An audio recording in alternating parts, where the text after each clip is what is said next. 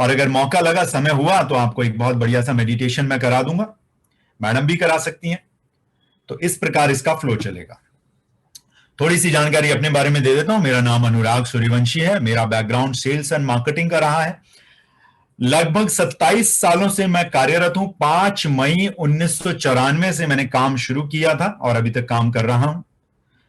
आज से लगभग 5 दिन पहले मैं अपने 45 बरस पूरे कर चुका हूं। 55 साल और मेरी इच्छा है कि मैं काम करूं, और उसके बाद 11 साल प्रभु की पूजा में लगाएंगे, अगर प्रभु ने मौका दिया तो। उससे पहले उन्होंने परमानंद में बुला लिया तो वो उनकी इच्छा है। तो ये मेरा छोटा सा बैकग्राउंड, 16 साल का मेरा करियर है ट्रेनिंग इंडस्ट्री का, और लगभग 27 साल मैंने काम किए, जिसमें से 22 साल मैंने ट्रेनिंग इंडस्ट्री में काम किया है, सॉरी सेल्स एंड मार्केटिंग में काम किया है। सक्सेस लेगेसी की शुरुआत 2020 जनवरी के महीने में हुई थी। एक ही ऑफलाइन वर्कशॉप कर पाए थे, उसके बाद लॉकडाउन लग गया था। तब से लेके अब तक ऑनलाइन कॉन्ट्रीब्यूटरी सेशन, जैसा आज का सेशन है वैसे करते आए हैं, और पेड सेशंस भी काफी किए हैं। पहला अपना ऑफलाइन रेजिडेंशियल वर्कशॉप हम अपना लेके आ रहे हैं अगस्त के महीने में। सबकॉन्शियस माइंड की अगर पावर देखना चाहते हैं आप लोग, तो कितने लोग हाथ उठाइएगा ये एग्री कर रहे हैं कि आजकल मीडिया में थर्ड वेव का काफी चलन है? हाथ उठाइए जो न्यूज देखते हैं। और कुछ देशों में तो 5वीं लहर भी आ चुकी है। एम आई राइट गाइस और डबल राइट? है ना? 26, 27, 28, 29 अगस्त बेस्ट वेस्टर्न रिजॉर्ट मानेसर 50 लोगों की वर्कशॉप होगी। 30 अगस्त से पहले थर्ड वेव नहीं आएगी। That is the power of subconscious mind, that has been planned. आज हम वहीं पे होके आए हैं।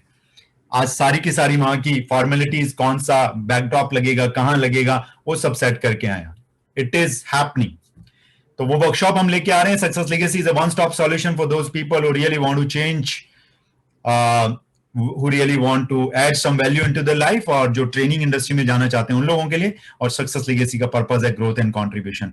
वो मोहतरमा जो अब आपके सामने यहां पर अगले 2 घंटे कुछ वैल्यूज ऐड करेंगी आपकी लाइफ में, उनके बारे में बताना जरूरी समझता हूं। वैसे तो वो किसी परिचय की आज मोहताज नहीं है।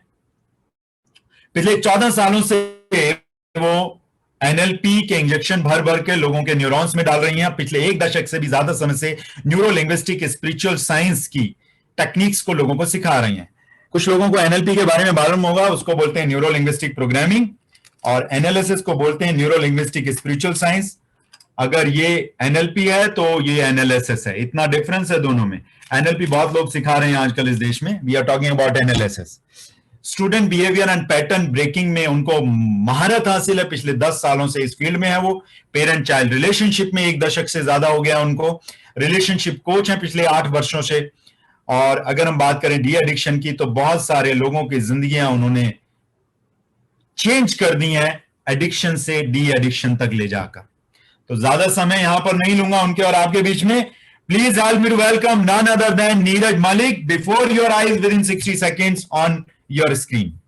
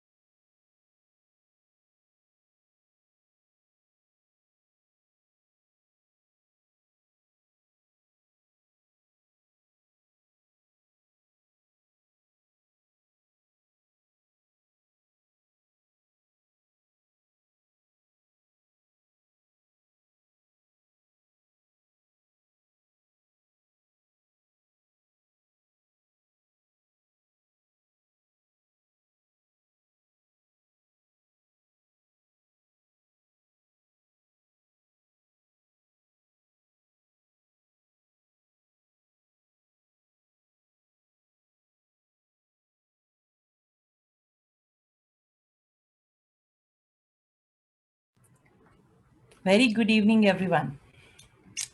Welcome to the today's workshop.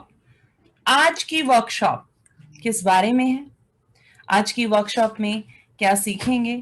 कुछ लोग हैं जो पिछली 5 वर्कशॉप से जुड़े हुए हैं, कुछ नए 6 वर्कशॉप से जुड़े हुए हैं, और कुछ लोग हैं आज जो आज नए आए हैं, तो दोनों के लिए ही यहाँ पर कुछ नया होगा।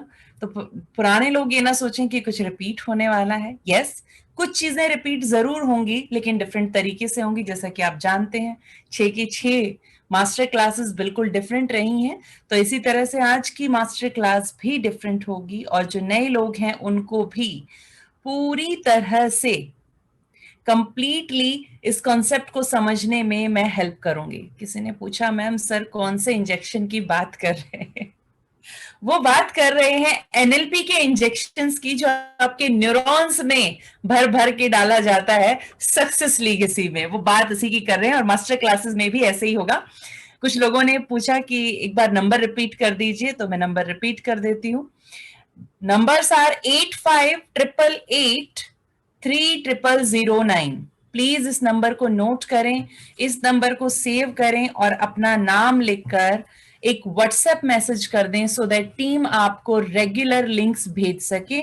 आपको बिना मांगे ही पिछली सारी वर्कशॉप्स के लिंक दे दिए जाएंगे। टीम प्लीज नोट डाउन, जो भी लोग आपको अपना नाम लिखकर मैसेज भेजेंगे व्हाट्सएप पे, उनको आप लिस्ट में ऐड करेंगे, और सभी को लिंक बिना मांगे जाना चाहिए। Please take care of that.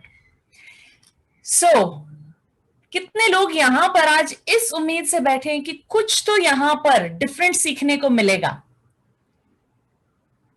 Come on, yes, great. और कितने लोगों ने पहले एनएलपी या सबकॉन्शियस माइंड के बारे में कुछ नॉलेज इकट्ठा की है? Okay, little bit, it's good, great. और कौन लोग बिल्कुल भी कुछ नहीं जानते हैं कि एनएलपी क्या है, सबकॉन्शियस माइंड क्या है? Okay, great, thank you so much for your responses. मुझे मेरी ऑडियंस को जानने का मौका मिले, इस वक्त सिर्फ यही तरीका है आपसे इंटरेक्ट करने का। अदरवाइज हम वेबिनार प्लेटफॉर्म पर भी ये वर्कशॉप कर सकते हैं, जहां आपके चेहरे हमें ना दिखें, बट वो कनेक्टिविटी वहां पर नहीं आती है। मुझे रिस्पॉन्स चाहिए होते हैं। चैट में मैसेज पढ़ना थोड़ा सा मुश्किल होता है, लेकिन इस तरह से रिस्पॉन्स जल्दी मिलते हैं और अच्छा लगता है आप लोगों को आमने सामने देखना। Right, thank you so much for attending today's workshop. आज आप अपने ये 2 घंटे जो निकाल कर यहाँ पर बैठे हैं, इसके एक एक सेकंड की वैल्यू आपको यहां से मिलने वाली।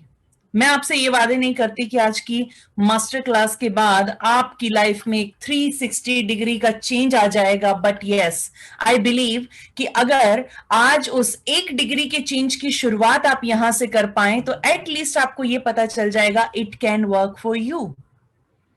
कितने लोगों ने पिछले सेशन में उस 1 डिग्री के चेंज को फील किया that yes it can work for me? Yes, great, thank you so much. एक रिक्वेस्ट आप सबसे करूंगी कि अगर आप अपने डिवाइस नेम को रिनेम करेंगे तो मुझे आसानी होगी आपको नाम से बुलाने में और आपको आपके रिस्पॉन्सेस को यहां पर प्रेजेंट करने में। Thank you so much. Okay, so what about today's workshop is, जैसा कि हमने बात की थी कि हमारे सबकॉन्शियस माइंड का आखिर क्या इंपैक्ट है हमारी हेल्थ पर, इसके बारे में बात करेंगे। बट उससे पहले जरूर जानेंगे कि हमारा सबकॉन्शियस माइंड वर्क कैसे करता है। आप सोच रहे होंगे कि मैंने अपनी स्टोरी नहीं बताई, जर्नी नहीं बताई, और मैं डायरेक्टली पॉइंट पर आ गई। ये 2 घंटे मेरी स्टोरी सुनाने के लिए आपको नहीं है। जितना इंट्रोडक्शन आपको मेरे बारे में पता होना चाहिए वो आपको पता चल चुका है। यहां पर बात ये नहीं है कि मेरी स्टोरी क्या है, यहां पर बात ये है कि आज आप अपनी स्टोरी में क्या टर्निंग पॉइंट लेकर आ सकते हैं, और यहां से अपनी स्टोरी को किस तरफ लेकर जाएंगे। या तो ये बाय डिफॉल्ट जैसी चल रही है, ये स्टोरी चलती रहेगी जैसी आज तक चली है, या फिर ये बाय चॉइस इसे क्रिएट करेंगे। वो टर्निंग पॉइंट बाय चॉइस आप यहां से क्रिएट करेंगे और अपनी स्टोरी को अपने हिसाब से लिखेंगे। अब तक की स्टोरी जितनी थी वो लिखी जा चुकी है, लेकिन आगे की स्टोरी क्या होगी ये आज आपके हाथ में होगा। That you will be the writer of your own destiny. कितने लोग चाहते हैं कि ऐसा मेरे लिए होना चाहिए कि मेरी लाइफ वैसी हो जैसी मैं चाहती हूं या चाहता हूं, ना कि वैसी जैसी अपने आप से चल रही है? डेफिनेटली जितने लोग यहां पर रिस्पॉन्ड करते रहेंगे, यकीन मानिए सबकॉन्शियस माइंड इसी तरह से वर्क करता है। जब आप रिस्पॉन्ड करते हैं तो ये सीखता है, और जब आप एक्टिवली रिस्पॉन्ड करते करते चीजों को समझते हैं तो आपकी लर्निंग कई गुना ज्यादा बढ़ जाती है। अदरवाइज हमारा माइंड एक बार में सिर्फ देखने भर से 25 लाख इंफॉर्मेशन को गेन करने की पावर तो रखता है, लेकिन हम एक बार में एक सीन में देखकर कितनी चीजें याद रख पाते हैं? मुश्किल से 5, 7, 10, 15, 20, इससे ज्यादा नहीं रख पाते। क्यों ऐसा? क्योंकि हमने अपने माइंड को सही तरीके से शायद अभी तक एक्सप्लोर नहीं किया। हमारी बायोलॉजिकल स्ट्रक्चर, हमारे सबकॉन्शियस माइंड और हमारी बॉडी का पूरी तरह से डेवलप हो चुका है, लेकिन आज भी हम इस माइंड की कंप्लीट पावर को अब तक भी पूरी तरह से एक्सप्लोर नहीं कर पाए हैं, इसको यूज करना नहीं सीख पाए हैं। ह्यूमन ब्रेन के अंदर एक हिस्सा ऐसा होता है जो एक रेप्टाइल का होता है। वो बस सिर्फ उसी तरह से सोच सकता है, वो सिर्फ दायरे बांधना जानता है। लेकिन जो ह्यूमन ब्रेन है, जिसका जो स्ट्रक्चर आप देखते हैं बायोलॉजिकली, जो दिखाया जाता है आपको लैब्स में एंड ऑल, जो आप इस स्ट्रक्चर को देखते हैं, ये स्ट्रक्चर इवॉल्व हुआ है जैसे जैसे इंसान ने अपनी रीढ़ की हड्डी को सीधा किया, जैसे जैसे उसने सीधा चलना शुरू किया, वैसे वैसे ये ब्रेन का ये अपर पार्ट, ये ऊपरी हिस्सा बनना शुरू हुआ। जानते हैं क्यों? क्योंकि स्पाइन का बहुत ही ज्यादा इंपॉर्टेंट रोल है आपकी बॉडी में। और आपकी बॉडी में ये जो सबसे ऊपर ये जो हिस्सा है, इसमें ये जो नया एक स्ट्रक्चर बना है आपके माइंड का, ये डायरेक्टली आपकी स्पाइन से कनेक्टेड है। और यही हिस्सा है जो आपको एक्सट्रीम रिजल्ट देता है, जो आपको बाकी इस पूरे प्लेनेट के जितने भी प्राणी हैं उनसे अलग करता है।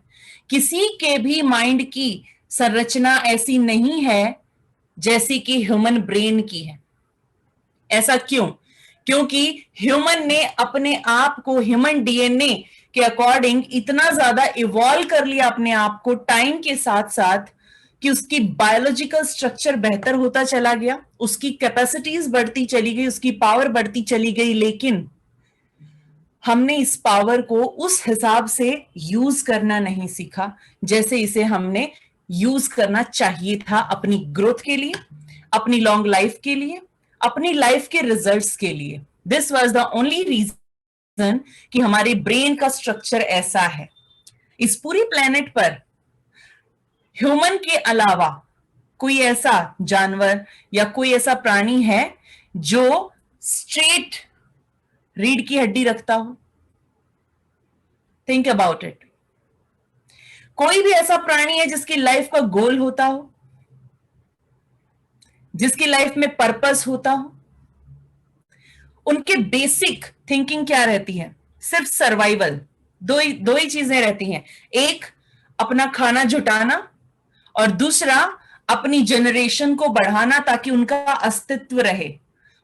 और तीसरी एक चीज पर उनकी नजर रहती है सिर्फ कि कोई प्रेडेटर आकर उन्हें मार ना दे। ये तीन चीजों से ज्यादा वो दिमाग नहीं सोच सकता।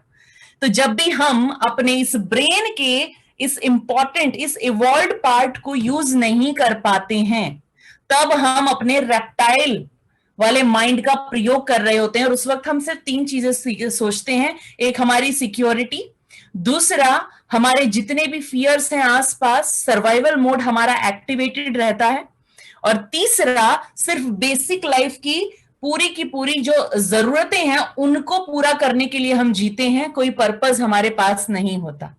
ये तीन ही चीज कर पाते हैं उस वक्त हम।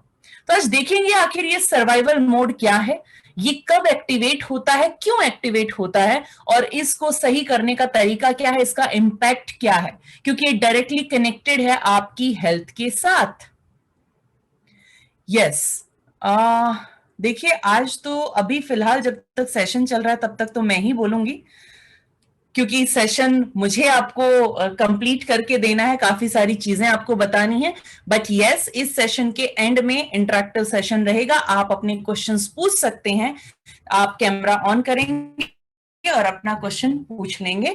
जैसे ही मेरा कंप्लीट सेशन खत्म होगा उस वक्त आप अपने क्वेश्चंस रख सकते हैं। तो आई रिक्वेस्ट यू ऑल कि आप अपने क्वेश्चन साथ साथ लिखकर रखें, क्योंकि काफी क्वेश्चंस ऐसे होंगे जो इस फ्लो के साथ साथ अपने आप आंसर हो जाएंगे, और फिर जो जितने भी क्वेश्चंस आपके बचेंगे उनके लिए आपको इस सेशन के लास्ट में अनम्यूट कर दिया जाएगा, आप अपने क्वेश्चंस पूछ सकते हैं, क्योंकि हम जानते हैं कि आपके क्वेश्चंस बहुत इंपॉर्टेंट हैं। और चिंता करने की जरूरत नहीं है, इस सेशन के बाद भी आपके पास तरीका है अपने क्वेश्चंस के आंसर पाने का।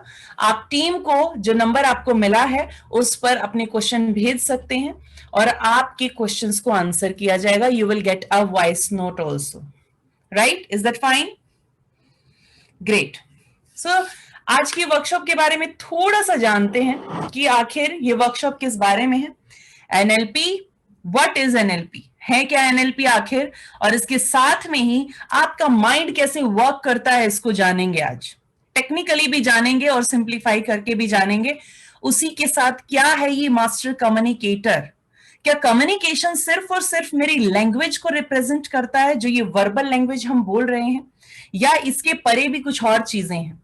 और तीसरा होगा वो लोग जो एनएलपी को एक अपॉर्चुनिटी के रूप में देखते हैं और सिर्फ अपनी ही नहीं दूसरों की लाइफ बदलने वाले, जैसे कि सर ने स्टोरी शेयर की थी कि आप अपनी लाइफ नहीं दूसरों की लाइफ में कंट्रीब्यूट करने वाले बने, यानी ये यूनिवर्स आपको एक पर्पस देना चाहता है जिसमें आप अपनी स्टोरी के शेर हैं, लेकिन हम क्या सर्वाइवल मोड में रहते हुए लोमड़ी का रोल तो प्ले नहीं कर रहे हैं कि जो मिल रहा है उसी पर गुजर बसर करना सीख लिया। So this is all about this workshop. जानते हैं कि एनएलपी क्या है, लेकिन उससे पहले जब एनएलपी की बात होती है तो ये जानना बहुत जरूरी है कि सबकॉन्शियस माइंड क्या है। जन्म के साथ आपको मिलता है आपका सबकॉन्शियस माइंड। आपका सबकॉन्शियस माइंड एक ऐसा स्टोर हाउस है जहां पर आपने आज तक जो जो देखा, सुना, समझा, जाना, सीखा, महसूस किया, वो सब कुछ आपके माइंड के अंदर स्टोर है, यानी कि आपका मेमोरी हाउस है आपका सबकॉन्शियस माइंड। और ये हर पल कुछ ना कुछ सीखता रहता है। ये जो भी महसूस करता है उसे अपनी मेमोरी के रूप में अपने पास रख लेता है। ये इतना शार्प होता है कि ये हल्की सी किसी खुशबू को अगर एक बार ले ले तो उसके बाद कभी आपको दोबारा वो खुशबू आएगी तो आपको आराम से पता चल जाता है ये जानी पहचानी खुशबू है। इतना माइन्यूट लेवल पर काम करता है। जब भी आप गाड़ी चलाते हैं तो आपको क्या लगता है कि आप अपने कॉन्शियस माइंड से गाड़ी चलाते हैं। अगर ये सारे काम करने का भार आपके कॉन्शियस माइंड पर डाल दिया जाए तो कभी भी इतनी फास्ट कैलकुलेशन आपका कॉन्शियस माइंड कर ही नहीं सकता। सोचकर देखिए, आप हाईवे पर 90 की स्पीड पर जा रहे हैं और एकदम से किसी गाड़ी ने हल्का सा टिल्ट किया तो आप एकदम से जरा सी गाड़ी को साइड करते हैं और वापस आ जाते हैं। क्या इतना फास्ट कैलकुलेशन आपका लॉजिकल माइंड कर सकता था? जब भी आप डीप किसी ध्यान में होते हैं, कंसंट्रेशन में होते हैं, तो उस वक्त बेसिकली आप पूरी तरह से अपने सबकॉन्शियस माइंड से काम कर रहे होते हैं। लेकिन जैसे ही कोई कॉल आ जाती है और आप अपने कॉन्शियस माइंड को यूज करना शुरू करते हैं तो सबकॉन्शियस माइंड डिस्टर्ब होता है और उस वक्त आपकी गाड़ी जो है वो थोड़ी सी इधर उधर होने के चांसेस बढ़ जाते हैं। ये होता है इसलिए डिस्ट्रैक्शन हमारे कॉन्शियस लेवल पर आता है, लेकिन उसका इंपैक्ट हमारे सबकॉन्शियस पर भी पड़ता है। इसी तरह के बहुत सारे डिस्ट्रैक्शंस हमने अपने कॉन्शियसनेस में रखे हैं। हमारा कॉन्शियस माइंड यानी कि ऊपर की लेयर, इस वक्त आप मुझे देख पा रहे हैं, सुन पा रहे हैं और इस वक्त आपके आसपास जो भी टेम्परेचर है उसे महसूस कर पा रहे हैं, राइट? ये कहां हो रहा है? ये आपकी कॉन्शियस माइंड का काम है इस वक्त, जिससे ये इंफॉर्मेशन आपका कॉन्शियस माइंड लगातार आपको दे रहा है। बट एक बात बताइए, अगर मैं आपको कहूं कि मान लीजिए आप एक गाड़ी चला रहे हैं तो अभी आपने अपने आप को एक गाड़ी के अंदर देखा, राइट? एक हाईवे पे देखा होगा, एक रोड पर देखा होगा, तो ये कहां देखा आपने? ये आपने देखा अपने सबकॉन्शियस माइंड की मेमोरी में। यानी कि आपका सबकॉन्शियस माइंड विजुअल्स को बचा कर रखता है। और अगर मैं कहूं कि आपके फादर जब आपको डांटते हैं तो उनकी आवाज कैसी होती है, तो अब आप उस टोनैलिटी को सुन सकते हैं। और उसे कहां सुन रहे हैं आप? उसे आपने सुना है अपने सबकॉन्शियस माइंड की मेमोरी के अंदर। यानी कि आपका सबकॉन्शियस माइंड वॉइस को भी बचा कर रखता है, वॉइस की मेमोरी भी इसके पास है। लेकिन अगर मैं कहूं कि आप ये बताइए कि किसी छोटे से बच्चे को जब आप पहली बार छूते हैं तो उसके फेस का टच कैसा होता है? तब आप उस टच को कहां महसूस कर पा रहे हैं? क्या आपके हाथ पर इस वक्त कोई टच है? जी नहीं, लेकिन आपने अभी अभी उस टच को महसूस किया है अपने सबकॉन्शियस माइंड के अंदर। तो क्या यहां पर आप लोग समझ पाए हैं कि आपका सबकॉन्शियस माइंड कैसे आपके कॉन्शियस माइंड से अलग है? Getting it? जी हां, इसी तरह से आपके सबकॉन्शियस माइंड का काम है आपके सभी के सभी मेमोरीज को बचा कर रखना। इतना ही सिंपल है। एनएलपी के नाम से घबराने की जरूरत नहीं है, बहुत सिंपल चीज है। This is just a way of living. और जब आप इसे सुनेंगे, समझेंगे, तो जानेंगे कि ये बहुत सी चीजें तो हम यूज करते आए हैं, लेकिन यूज की इस तरह से कि वो मेरे अगेंस्ट काम करना शुरू कर गई। लेकिन एनएलपी आपको उन्हें अपने फेवर में काम करना सिखाती है। This is the biggest benefit of NLP. Now NLP के बारे में जानते हैं। सबकॉन्शियस माइंड अब आप जान चुके हैं, राइट? कई बार क्या होता है, आप चीजें भूल जाते हैं। लगता है आपको कि आप चीजें भूलते हैं, आपको लगता है मेरी मेमोरी वीक है। चलिए, तो मेमोरी के बारे में बता देते हैं कि एक इंसान के लगभग 80 बिलियन न्यूरॉन्स होते हैं, जिनसे मिलकर आपकी न्यूरोलॉजी और आपका माइंड बना है। इन न्यूरॉन्स का काम है आपकी मेमोरी को स्टोर करना। एक तरह से ये माने कि अगर आपकी बॉडी एक कंप्लीट हार्डवेयर है, एक लैपटॉप है, तो उसके अंदर की हार्ड डिस्क है आपके न्यूरॉन्स, राइट? और आपका कॉन्शियस माइंड है उसका रैम, यानी कि शॉर्ट टर्म मेमोरी आपकी यहां पर होती है, कॉन्शियस माइंड में होती है। और यही कॉन्शियस माइंड होता है लॉजिकल माइंड। ये लॉजिक्स लगाना जानता है, लेकिन लाइफ लॉजिक से नहीं, फीलिंग से चलती है। अब आप कहेंगे कैसे? पिछले बैच के लोग तो जानते हैं कि लॉजिक से कैसे नहीं चल पाती है लाइफ और फीलिंग से कैसे चलती है। लॉजिकली आपको पता है कि ये इंसिडेंस 10 साल पहले हुआ था, तो अब इस पर रोने का फायदा नहीं है। और सब लोग हमें लॉजिक से बहुत अच्छे से समझा भी देते हैं, लेकिन जब भी वो मेमोरी याद आती है, तकलीफ होती है कि नहीं होती? कहां है लॉजिक्स? अब क्या करेगा लॉजिकल माइंड? बताइए इसको। 10 साल पहले की बात है, अभी क्यों परेशान हो रहे हो? नहीं मानेगा। क्यों? क्योंकि ये मेमोरी लॉजिकल माइंड के पास नहीं है, ये मेमोरी है आपके सबकॉन्शियस के पास, जिसके साथ कोई लॉजिक नहीं चलते हैं। अभी मैं आपको कहूं कि आप महसूस कीजिए, एक बार फील करने की कोशिश कीजिए कि आप एक रनवे पर दौड़ रहे हैं और एकदम से आपने एक जंप लगाया और आप एक 6 फीट की छलांग लगा जाते हैं। अभी तक आप छलांग लगा भी चुके हैं अपने विजुअलाइजेशन में, लेकिन क्या सच में लगा सकते हैं अभी 6 फीट, 10 फीट की? नहीं। तो यहां पर आपके लॉजिकल माइंड ने क्यों नहीं रोका आपको? जब ये सब चल रहा था तो लॉजिकल माइंड ने आपको नहीं रोका। क्यों? क्योंकि इस वक्त आपका सबकॉन्शियस माइंड सीख रहा था। कैसे? मैंने अभी अभी कहा था, जब आप कॉन्सेंट्रेट होकर पूरी तरह से किसी चीज में इन्वॉल्व हो जाते हैं तो डायरेक्टली आपका सबकॉन्शियस माइंड उन चीजों को सीखना शुरू कर देता है। और मैंने एक एक वर्ड जैसे जैसे बोला, प्रोसेसिंग देखिए अपने सबकॉन्शियस माइंड की, कितनी पावर होगी इसके पास कि मेरे एक एक वर्ड को साथ साथ इसने विजुअल में कन्वर्ट कर दिया। और अगर मैं कहूं कि इमेजिन कीजिए कि जैसे ही आपने जंप लगाया और आप जैसे ही लैंड किए, तो आप रोड पर नहीं, किसी गाड़ी की छत पर लैंड कर गए। उस आवाज को सुनिए, तो अभी वो ठा की आवाज भी आ चुकी है। और अगर मैं कहूं वहां से ठा करके नीचे गिरे आप जाके और एल्बो पर लगी स्क्रैच, तो अभी तक तो एल्बो में फीलिंग भी आ गई है। कहां है लॉजिक्स? चलेगी लाइफ लॉजिक से? लोग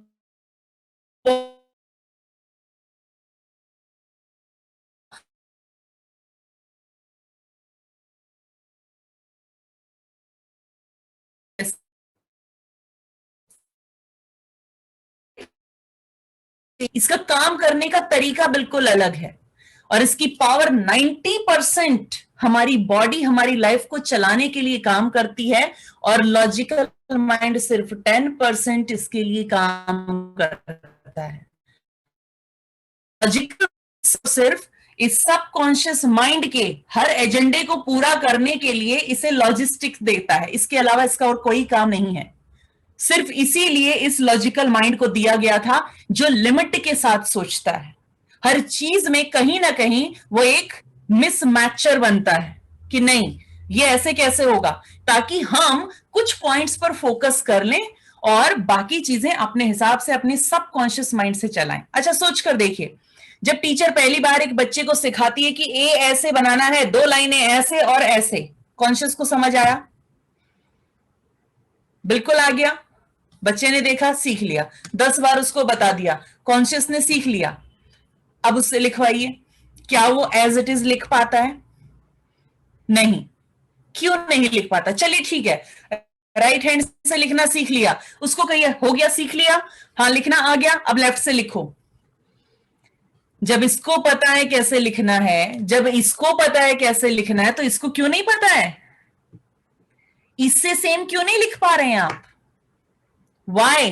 क्योंकि सबकॉन्शियस माइंड का काम करने का तरीका अलग है। तो लर्निंग कॉन्शियस से होती है या सबकॉन्शियस से होती है? लर्निंग आपकी सबकॉन्शियस के अंदर है। और हमें स्कूल में लर्निंग कैसे कराई जा रही है?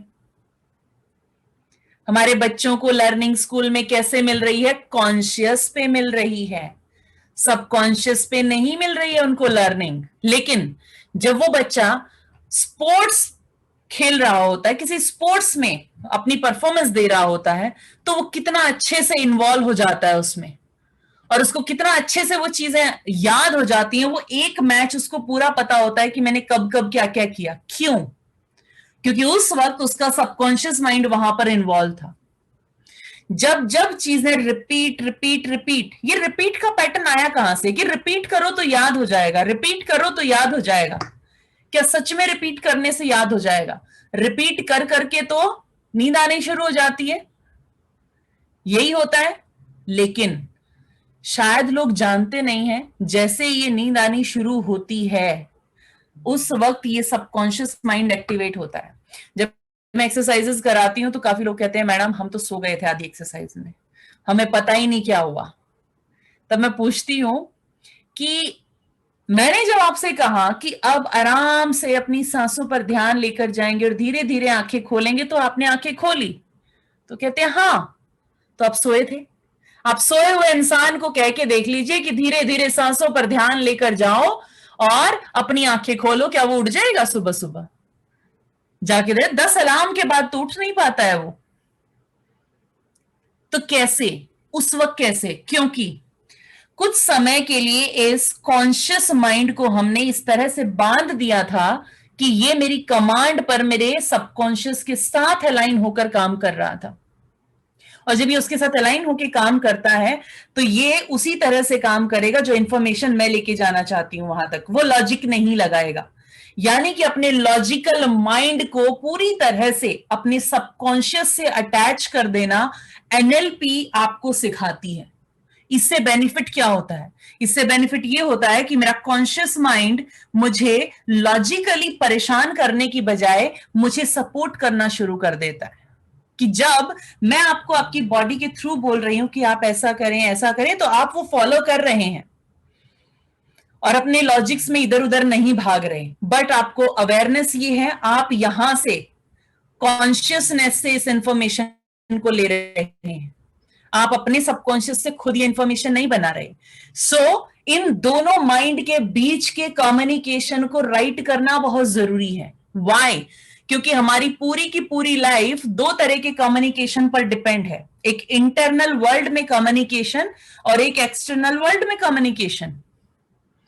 इंटरनल वर्ल्ड का कम्युनिकेशन क्या है, जरा इस पर बात करते हैं। अब जानते हैं एनएलपी, न्यूरो लिंग्विस्टिक प्रोग्रामिंग।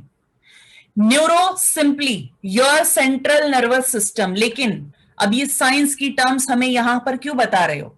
सिर्फ टर्म बताइए, बहुत आसान भाषा में समझेंगे कि जैसे ही आप बाहर से किसी इंफॉर्मेशन को अपने अंदर लेते हैं, चाहे इस वक्त आप मुझे स्क्रीन पर देख रहे हैं तो आपको पता है कि मैं कुछ कम्युनिकेट आपको कर रही हूं, आप मुझे देख पा रहे हैं, राइट? आपने एक इंफॉर्मेशन रखी है कि जी नीरज मलिक ऐसी ऐसी दिखती हैं, राइट, ये इनकी ये आवाज है। आपने अपनी मेमोरी क्रिएट कर ली है कि जब भी मैं आपके सामने दोबारा आऊंगी आप मुझे पहचान लेंगे।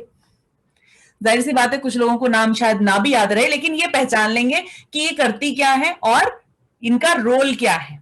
अब दोबारा मुझे पहचान जाए, यानी आपने अपनी मेमोरी क्रिएट कर ली। तो जैसे ही आप अपनी किसी भी सेंस को यूज करके, your 5 senses, your eyes, your ears, your skin, your smell and your olfactory sense, यानी कि आप आपका gustatory sense, that is your taste buds, right, इनसे आप जब भी किसी इंफॉर्मेशन को लेंगे तो आपके अराउंड क्या हो रहा है उसे आपने किस तरह से अपने अंदर लिया। फर्स्ट थिंग, क्या आपने एज इट इज सारी इंफॉर्मेशन ले ली? ठीक है, आपने ली, लेकिन रखी कितनी, ये भी डिपेंड करता है। ये सीखेंगे कि ये कैसे होता है, बट यहां पर न्यूरो का मतलब सिर्फ इतना है, बाहर से इंफॉर्मेशन को इनपुट देना अपने ब्रेन के अंदर, माइंड के अंदर। दूसरी चीज लिंग्विस्टिक, जो इंफॉर्मेशन अंदर गई है उसका इंपैक्ट कैसे हुआ आप पर। दो चीजें होती हैं, या तो कोई घटना आपकी लाइफ में अच्छी होती है या बुरी होती है, न्यूट्रल तो कुछ होता ही नहीं है। या तो आप खुश होते हैं या तो आप खुश नहीं होते हैं, ये दो चीजें ही आती हैं हमें, और दोनों ही रिएक्शंस हैं हमारे। रिस्पॉन्स की बजाय हम रिएक्ट ज्यादा करते हैं। तो अगर वो अच्छी हुई तो आपकी बॉडी के अंदर क्या होगा? फर्स्ट थिंग, आप कहेंगे मेरी बॉडी के अंदर क्या होगा? बिल्कुल होगा ना, बाहर आप सड़क पे जा रहे हैं, आपने एक एक्सीडेंट देख लिया, कुछ तो होगा, या तो घबराहट हो जाएगी या बुरा लगेगा, तो बॉडी के अंदर कोई चेंज आएगा, सांस थोड़ी सी चेंज हो जाएगी। या कोई अगर बहुत घबरा गया है उसे एक्सीडेंट से, देखा किसी और का है लेकिन कोई घबरा गया तो उसकी हार्ट बीट तेज हो जाएगी। यानी आपकी बॉडी पर एक इंपैक्ट पड़ रहा है बाहर की इंफॉर्मेशन का। किसी की आवाज सुनी, बहुत अच्छी लगी, कोई गाना सुना, बहुत अच्छा लगा, सुकून मिला कानों को, तो क्या होगा? आपके अंदर अलग कम्युनिकेशन होगा, और उस पर डिपेंड करेगा कि आप बाहर क्या बोलेंगे, उस पर डिपेंड करेगा कि आप बाहर क्या एक्शन करेंगे।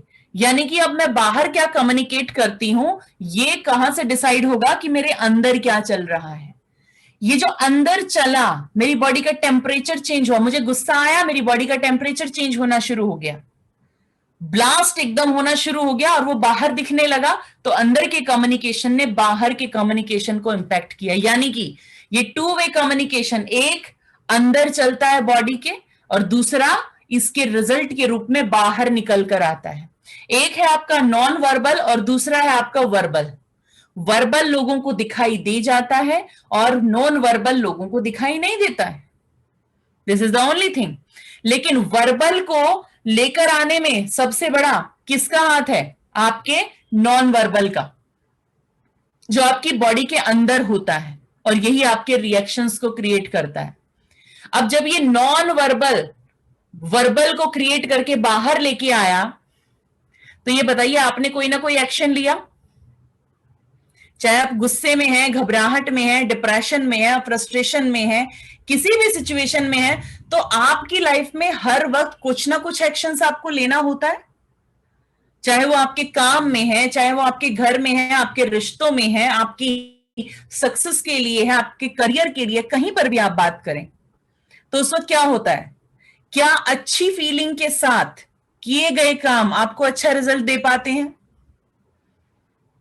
जब आप अच्छे मूड में होते हैं तो आप बेहतर एक्शन ले पाते हैं और उन एक्शंस के रिजल्ट आपके अच्छे निकलते हैं जी। लेकिन जब आप फ्रस्ट्रेशन में हैं, गुस्से में हैं, स्ट्रेस में हैं, डिप्रेशन में हैं, उस वक्त जो काम आपको आता है, क्या उसमें भी गड़बड़ नहीं हो जाती कभी कभी? क्या होता है? यानी मेरा लाइफ के रिजल्ट कहां से खराब हो रहे हैं? मेरे इंटरनल कम्युनिकेशन की वजह से। यही है आपके इंटरनल लिंग्विस्टिक, कि कैसे कोई इंफॉर्मेशन आपकी बॉडी के अंदर और आपकी बॉडी से निकलने वाले वर्बल बिहेवियर को किस तरह से प्रेजेंट करती है। ये लैंग्वेज दूसरों तक पहुंचती है, एक लैंग्वेज अंदर बॉडी तक पहुंचती है माइंड से। यही है आपके linguistic, internal linguistic and external linguistic. ये 2 तरह के लिंग्विस्टिक्स आप यूज करते हैं। लिंग्विस्टिक मतलब लैंग्वेज, आपकी बॉडी आपके माइंड से अलग तरीके से कम्युनिकेट करती है और आप बाहर के वर्ल्ड में लोगों से अलग तरह से कम्युनिकेट करते हैं। अब प्रोग्रामिंग, अब ये प्रोग्रामिंग क्या है? जब एक बात पर मैंने एक रिएक्शन दिया तो उस वक्त मेरा माइंड सीख गया कि ओके, जब जब ऐसा होगा तब आपको ये रिएक्शन देना है, क्योंकि मैंने वो रिएक्शन दिया just because of a feeling. दोबारा वो चीज हुई, मैंने फिर से वही रिएक्शन दिया। तीसरी बार वो चीज हुई, मैंने वही रिएक्शन दिया। और अब मेरे माइंड ने सीख लिया, okay if this then this, अगर सामने ये सिचुएशन हो तो बिहेवियर ये होना चाहिए। और अब मेरे माइंड ने कुछ ऐसे न्यूरल पाथवे बना दिए, मेरे न्यूरॉन्स को कनेक्ट करके एक ऐसा स्ट्रक्चर अंदर बनाया जिसकी वजह से मेरा बिहेवियर बाहर निकल रहा है। एक ऐसी मेमोरी को क्रिएट कर दिया वहां पर कि जब भी मेरे सामने ऐसी सिचुएशन आएगी, ऐसी बात आएगी, तो ऑटोमेटिकली ये बिहेवियर बाहर निकलेगा। माइंड ने इसे लर्न कर लिया। क्या ये रिएक्शन लर्न करने की चीज थी? नहीं। और हम अब क्या कहते हैं, अपने रिएक्शंस को रोको। ये रिएक्शंस रुकेंगे कब? जब मेरे इंटरनल लिंग्विस्टिक्स बदलेंगे। मेरा अंदर का वो न्यूरल पाथवे जो क्रिएट हुआ है उसको कोई इरेज करने वाला चाहिए। कौन करेगा इसे इरेज? जब तक समझेंगे नहीं तो ये इरेज कैसे होगा? और इरेज हो भी गया तो क्या करेंगे? दोबारा बन गया तो यहां पर एक नया पैटर्न भी डालना जरूरी है ताकि इसकी जगह पर दोबारा से कोई नेगेटिव पैटर्न ना बैठे। मेरे माइंड को पहले कुछ अनलर्न करना होगा और उसके बाद लर्न करना होगा।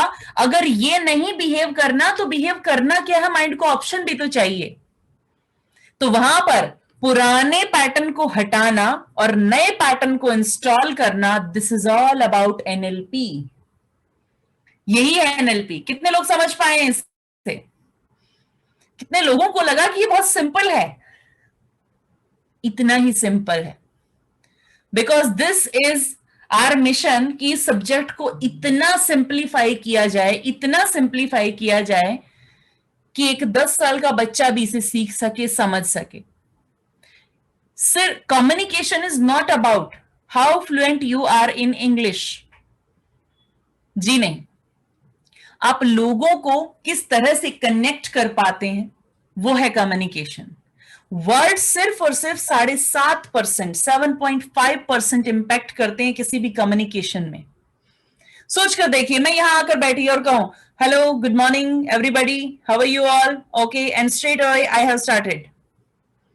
क्या आप लोगों को मैंने कनेक्ट किया अपने साथ? आप जब रिस्पॉन्ड दे रहे हैं, यहां पर रिस्पॉन्स कर रहे हैं, तो मैं साथ साथ जब उन रिस्पॉन्सेस के अकॉर्डिंगली आपसे बात कर रही हूं, मेरे कुछ एक्सप्रेशंस हैं जो आपको फील करा रहे हैं एक सर्टेन वे में, राइट? मेरे कुछ मोमेंट्स हैं हैंड्स के जिनसे आपको पता चल रहा है what I want to convey, यानी मेरी फिजियोलॉजी आपको कुछ बता रही है। And moreover my energy is telling you what am I saying, what is the meaning of this. आपका सबकॉन्शियस माइंड लगातार मेरे सबकॉन्शियस से टॉक कर रहा है। Why? Because वर्ड से नहीं, ये कनेक्टिविटी माइंड टू माइंड होती है। और इसे सबसे पहले बताने वाले थे मिल्टन एरिक्सन, इस दुनिया के सबसे बड़े हिप्नोथेरेपिस्ट। जब 17 साल की उम्र में इनको पोलियो हुआ तो इनको मौका मिला कि एक जगह से दूसरी जगह पर जा तो नहीं पाते थे, लेकिन बैठे बैठे लोगों को ऑब्जर्व बहुत किया, उनके कम्युनिकेशन को देखा और समझा कि words doesn't matter in communication. सिर्फ 7.5% का कम्युनिकेशन हम वर्ड्स के जरिए करते हैं, बाकी सारा हमारे एक्सप्रेशंस, हमारी फिजियोलॉजी, हमारी एनर्जी, हमारी टोनैलिटी से होता है। अब अगर मेरी टोनैलिटी बहुत फ्लैट हो तो क्या आपको लगेगा कि मेरी इस सब्जेक्ट पर कमांड है? क्या आपको लगेगा कि मैं जो बोल रही हूं वो आपके अंदर फीलिंग क्रिएट कर पाएगा क्या? No. If I am saying oh my God, I have seen a very very beautiful flower today, अब देखिए आपने उस फ्लावर की पिक्चर यहां बनाई है, बट अगर मैं इसे फ्लैट कर दूं, oh I have seen a very beautiful flower today, feeling और पिक्चर दोनों चेंज हो गई। Why? This is all about communication with tonality also. आपकी टोनैलिटी, आपकी फिजियोलॉजी, आपके एक्सप्रेशन, आपके gestures, each and everything matters in your communication. Communication तो उस वक्त भी हो जाता है जब कोई बच्चा अपने पेरेंट्स के पास आता है और माँ बाप बहुत प्यार से उसके सिर पर हाथ फेर देते हैं और वो अंदर खेलने चला जाता है। कम्युनिकेशन तो उस वक्त भी हो जाता है, होता है कम्युनिकेशन उस वक्त भी हो जाता है जब आपका कोई बहुत ही प्यारा फ्रेंड बरसों बाद आपसे मिला हो और आकर आप जस्ट उसे हग करते हैं और बस उतना ही कम्युनिकेशन काफी होता है। आपको बताने की जरूरत नहीं पड़ती कि आपने उसे कितना मिस किया, आपको बताने की जरूरत नहीं पड़ती कि आप उसे दोबारा से मिलकर कितने खुश हैं। होता है कम्युनिकेशन उस वक्त। Yes, this is all about communication. यानी कि आपका कम्युनिकेशन आपके वर्ड्स का मोहताज नहीं है। ऑलवेज रिमेंबर, आपकी टोनैलिटी और आपकी फिजियोलॉजी बताती है कि आपने लोगों को क्या कम्युनिकेट किया। एंड ऑलवेज एनएलपी एक और चीज कहती है, the meaning of your communication is the response you get. जो भी आपको रिस्पॉन्स मिला, अब चाहे सामने वाला गुस्सा हुआ या कुछ भी हुआ, या उसने राइटली अंडरस्टैंड किया या मिसअंडरस्टैंड किया, उसके लिए उस वक्त उस कम्युनिकेशन का मतलब वही निकला। उसने जिस तरह से उस कम्युनिकेशन को देखा उसका मतलब उसके लिए उतना ही था, उससे ज्यादा नहीं था। बेशक हम उसको बार बार कह दें कि नहीं मेरा मतलब ये नहीं था, लेकिन इसमें ऐसा नहीं है कि इसमें पूरी तरह से आपकी गलती है। नो, यहां पर रोल प्ले करती है हमारी स्टेट। कभी कभी आपने ऐसा महसूस किया है कि किसी ने कुछ कहा और आपने एकदम से रिएक्ट कर दिया और बाद में आपने सोचा नहीं उसका शायद ये मतलब नहीं था, मैंने कुछ ज्यादा ही बोल दिया। होता है। लेकिन उस वक्त जब आप वहां देख रहे थे वहां से, तो आप एक ऐसे स्टेट में थे, एक इमोशनल ऐसी स्टेट थी आपकी जहां शायद आप थोड़े फ्रस्ट्रेटेड थे, किसी वजह से थोड़े से परेशान थे। Just a second.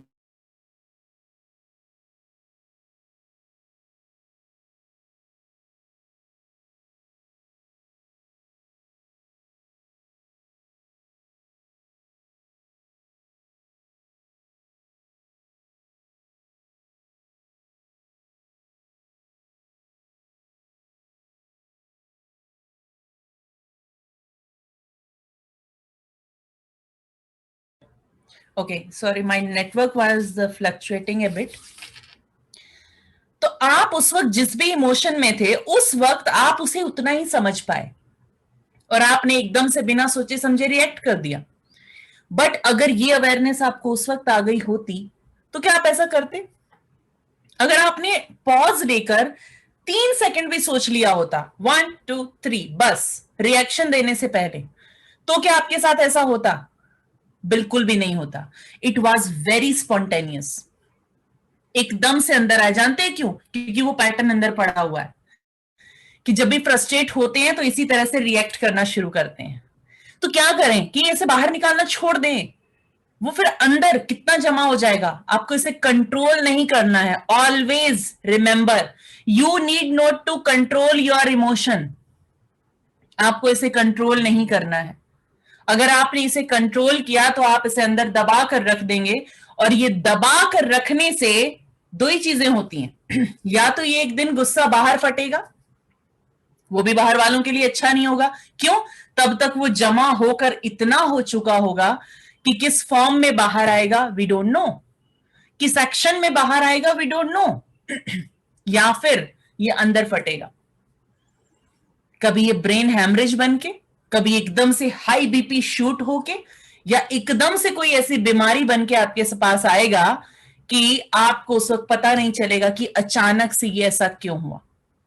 आज इसी चीज पर फोकस करेंगे कि आखिर कैसे ये मेरी बॉडी के अंदर क्रिएट होता है जब हम इसे कंट्रोल करते हैं।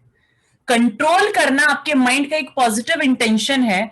माइंड जब देखता है कि आप बाहर की दुनिया में सही तरीके से अपनी लाइफ को बैलेंस नहीं कर पाएंगे, तो ये ऐसे इमोशंस को दबा देता है। और इसके दबाने का यही पॉजिटिव इंटेंशन है कि आप अपनी लाइफ आराम से जी सकें लोगों के साथ। लेकिन उसका एक पॉजिटिव इंटेंशन एक साइड इफेक्ट भी करता है कि जैसे ही आपको सेम इमोशन आना शुरू हुआ, ये पिछले बचे हुए को साथ में छोड़ने की कोशिश करता है कि अब जब बाहर निकाल रहे हो तो पिछला भी जमा है, उसको भी निकाल दो, निजात पाओ, सारा ही कचरा बाहर निकाल दो। होता है ना? हाँ, अभी सबको पता चल रहा है। जेंट्स बहुत ज्यादा, yes yes yes yes, it happens. क्यों? क्योंकि किसी ने बताया ही नहीं। हमने जो सीखा, हमारे रोल मॉडल थे हमारे घर में 2, हमने उनसे सीख लिया। बॉयज ने फादर के काफी बिहेवियर्स को ले लिया, क्योंकि ऑब्जर्व मेल आइडेंटिटी से मेल आइडेंटिटी कनेक्ट करती है। गर्ल्स ने मदर से कुछ पैटर्न्स ले लिए और उस बिहेवियर को वहां से सीख लिया। क्यों? क्योंकि जो सुनते हैं उससे ज्यादा हम कहां से लर्न करते हैं? देखकर।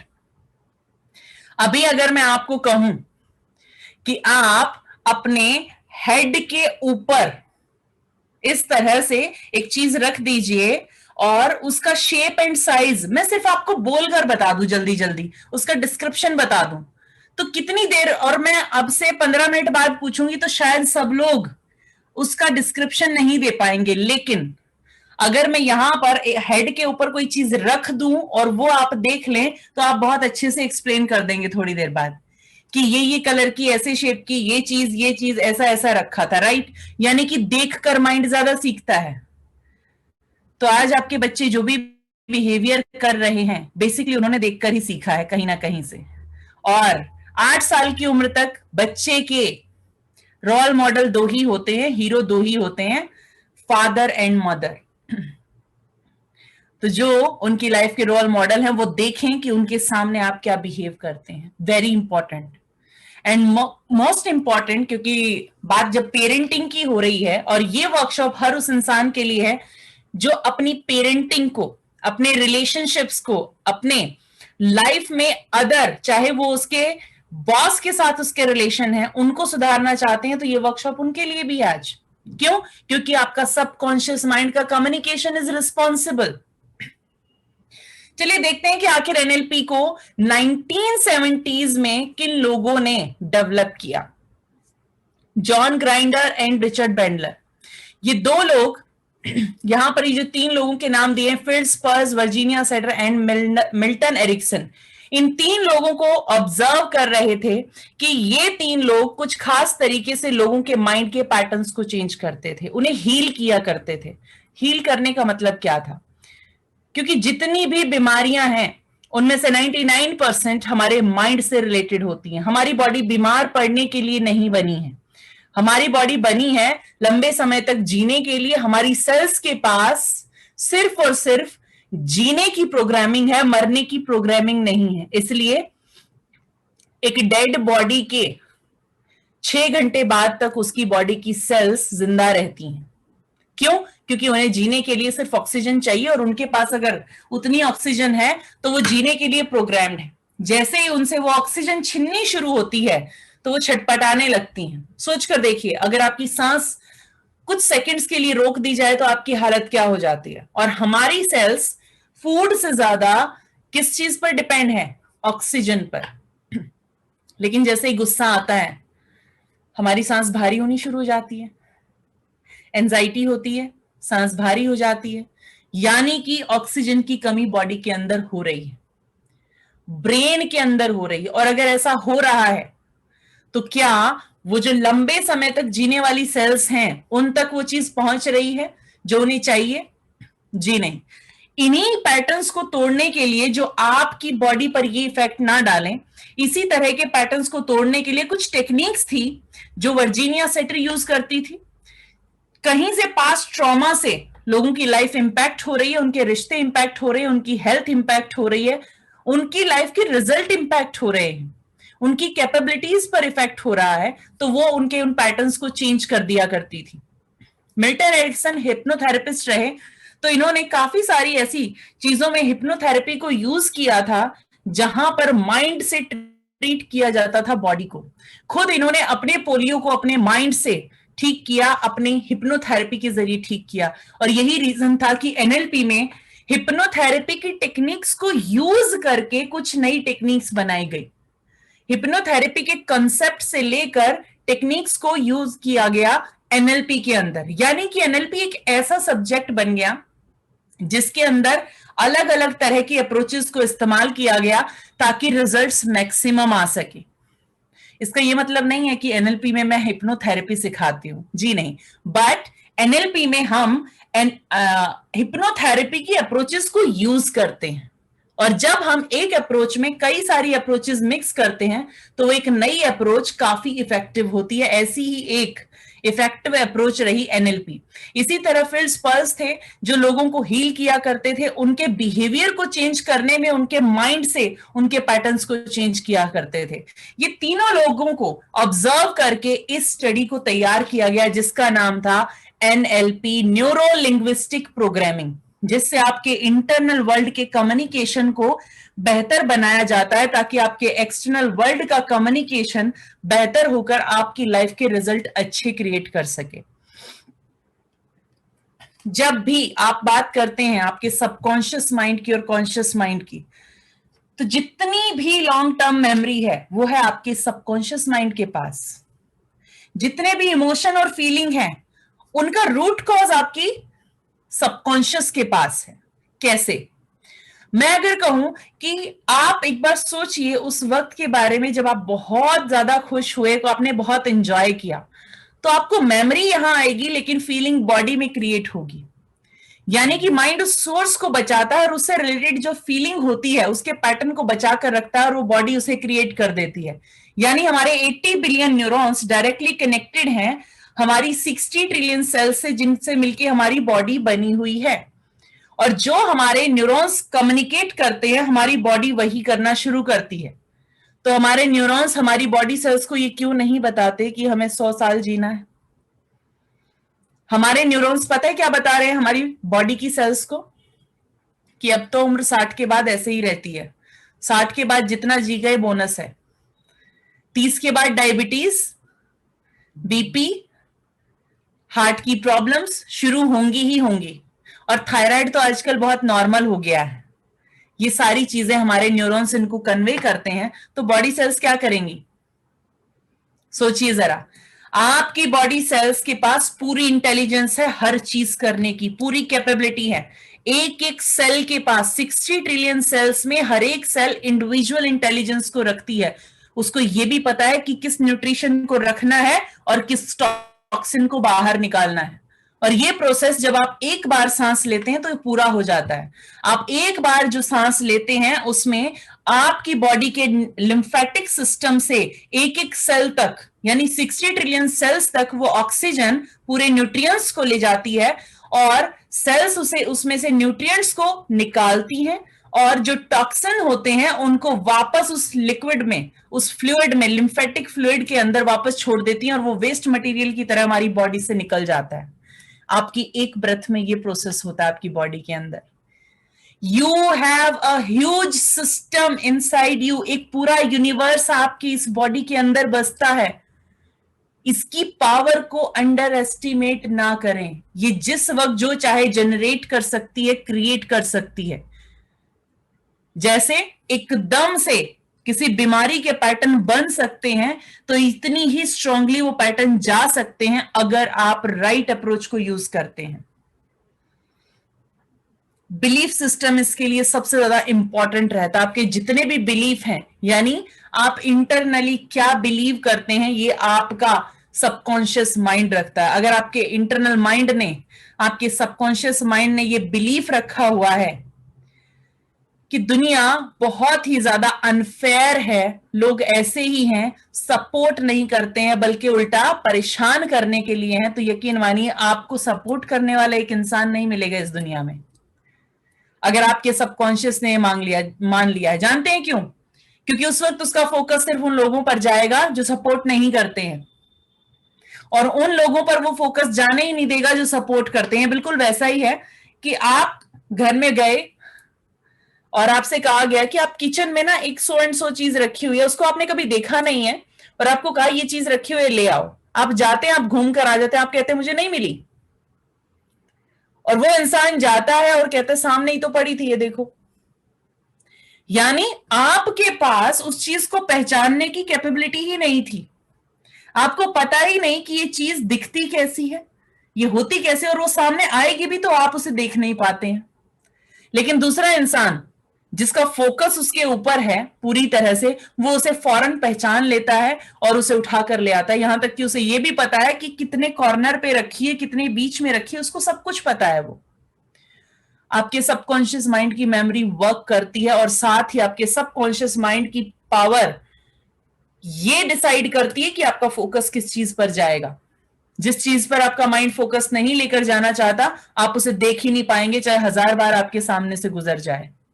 This is true. ये आपने महसूस किया है कि अक्सर रखी हुई चीजें आपको नहीं मिलती हैं और कुछ समय बाद जब आप पूरी तरह से फोकस्ड होकर ढूंढना शुरू करते हैं 3-4 बार के बाद, तो आपको वो मिल जाती है।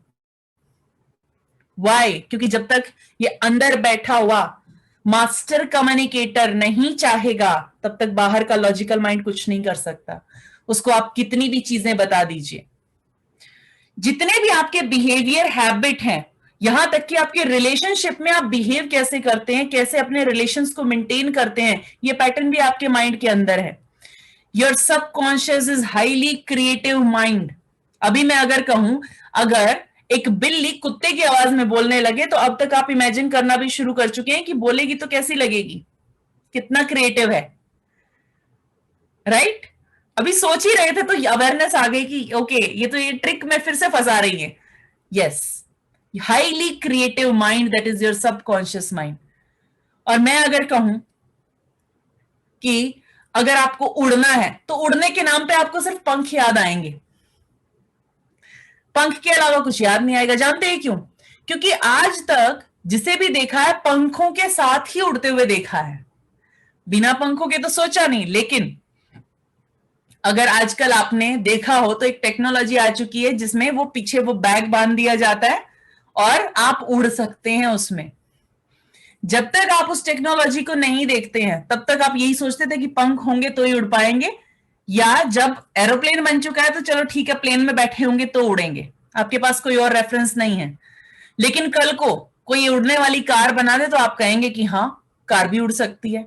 लेकिन जब तक कोई ऐसा कर ना दे, तब तक माइंड उसे एक्सेप्ट नहीं करता। लेकिन जिसने ये करने का सोचा होगा, हाउ क्रेजी वाज ही? क्या उसको सबने सपोर्ट किया होगा कि हाँ, उड़ने वाली कार बनाओगे, बहुत बढ़िया है, मजा आ जाएगा? नो, हमेशा क्या बोलेंगे, क्या बकवास की चीजें बोलते हो, ऐसा थोड़ी होता है, जिनके पंख होंगे वही तो उड़ेगा।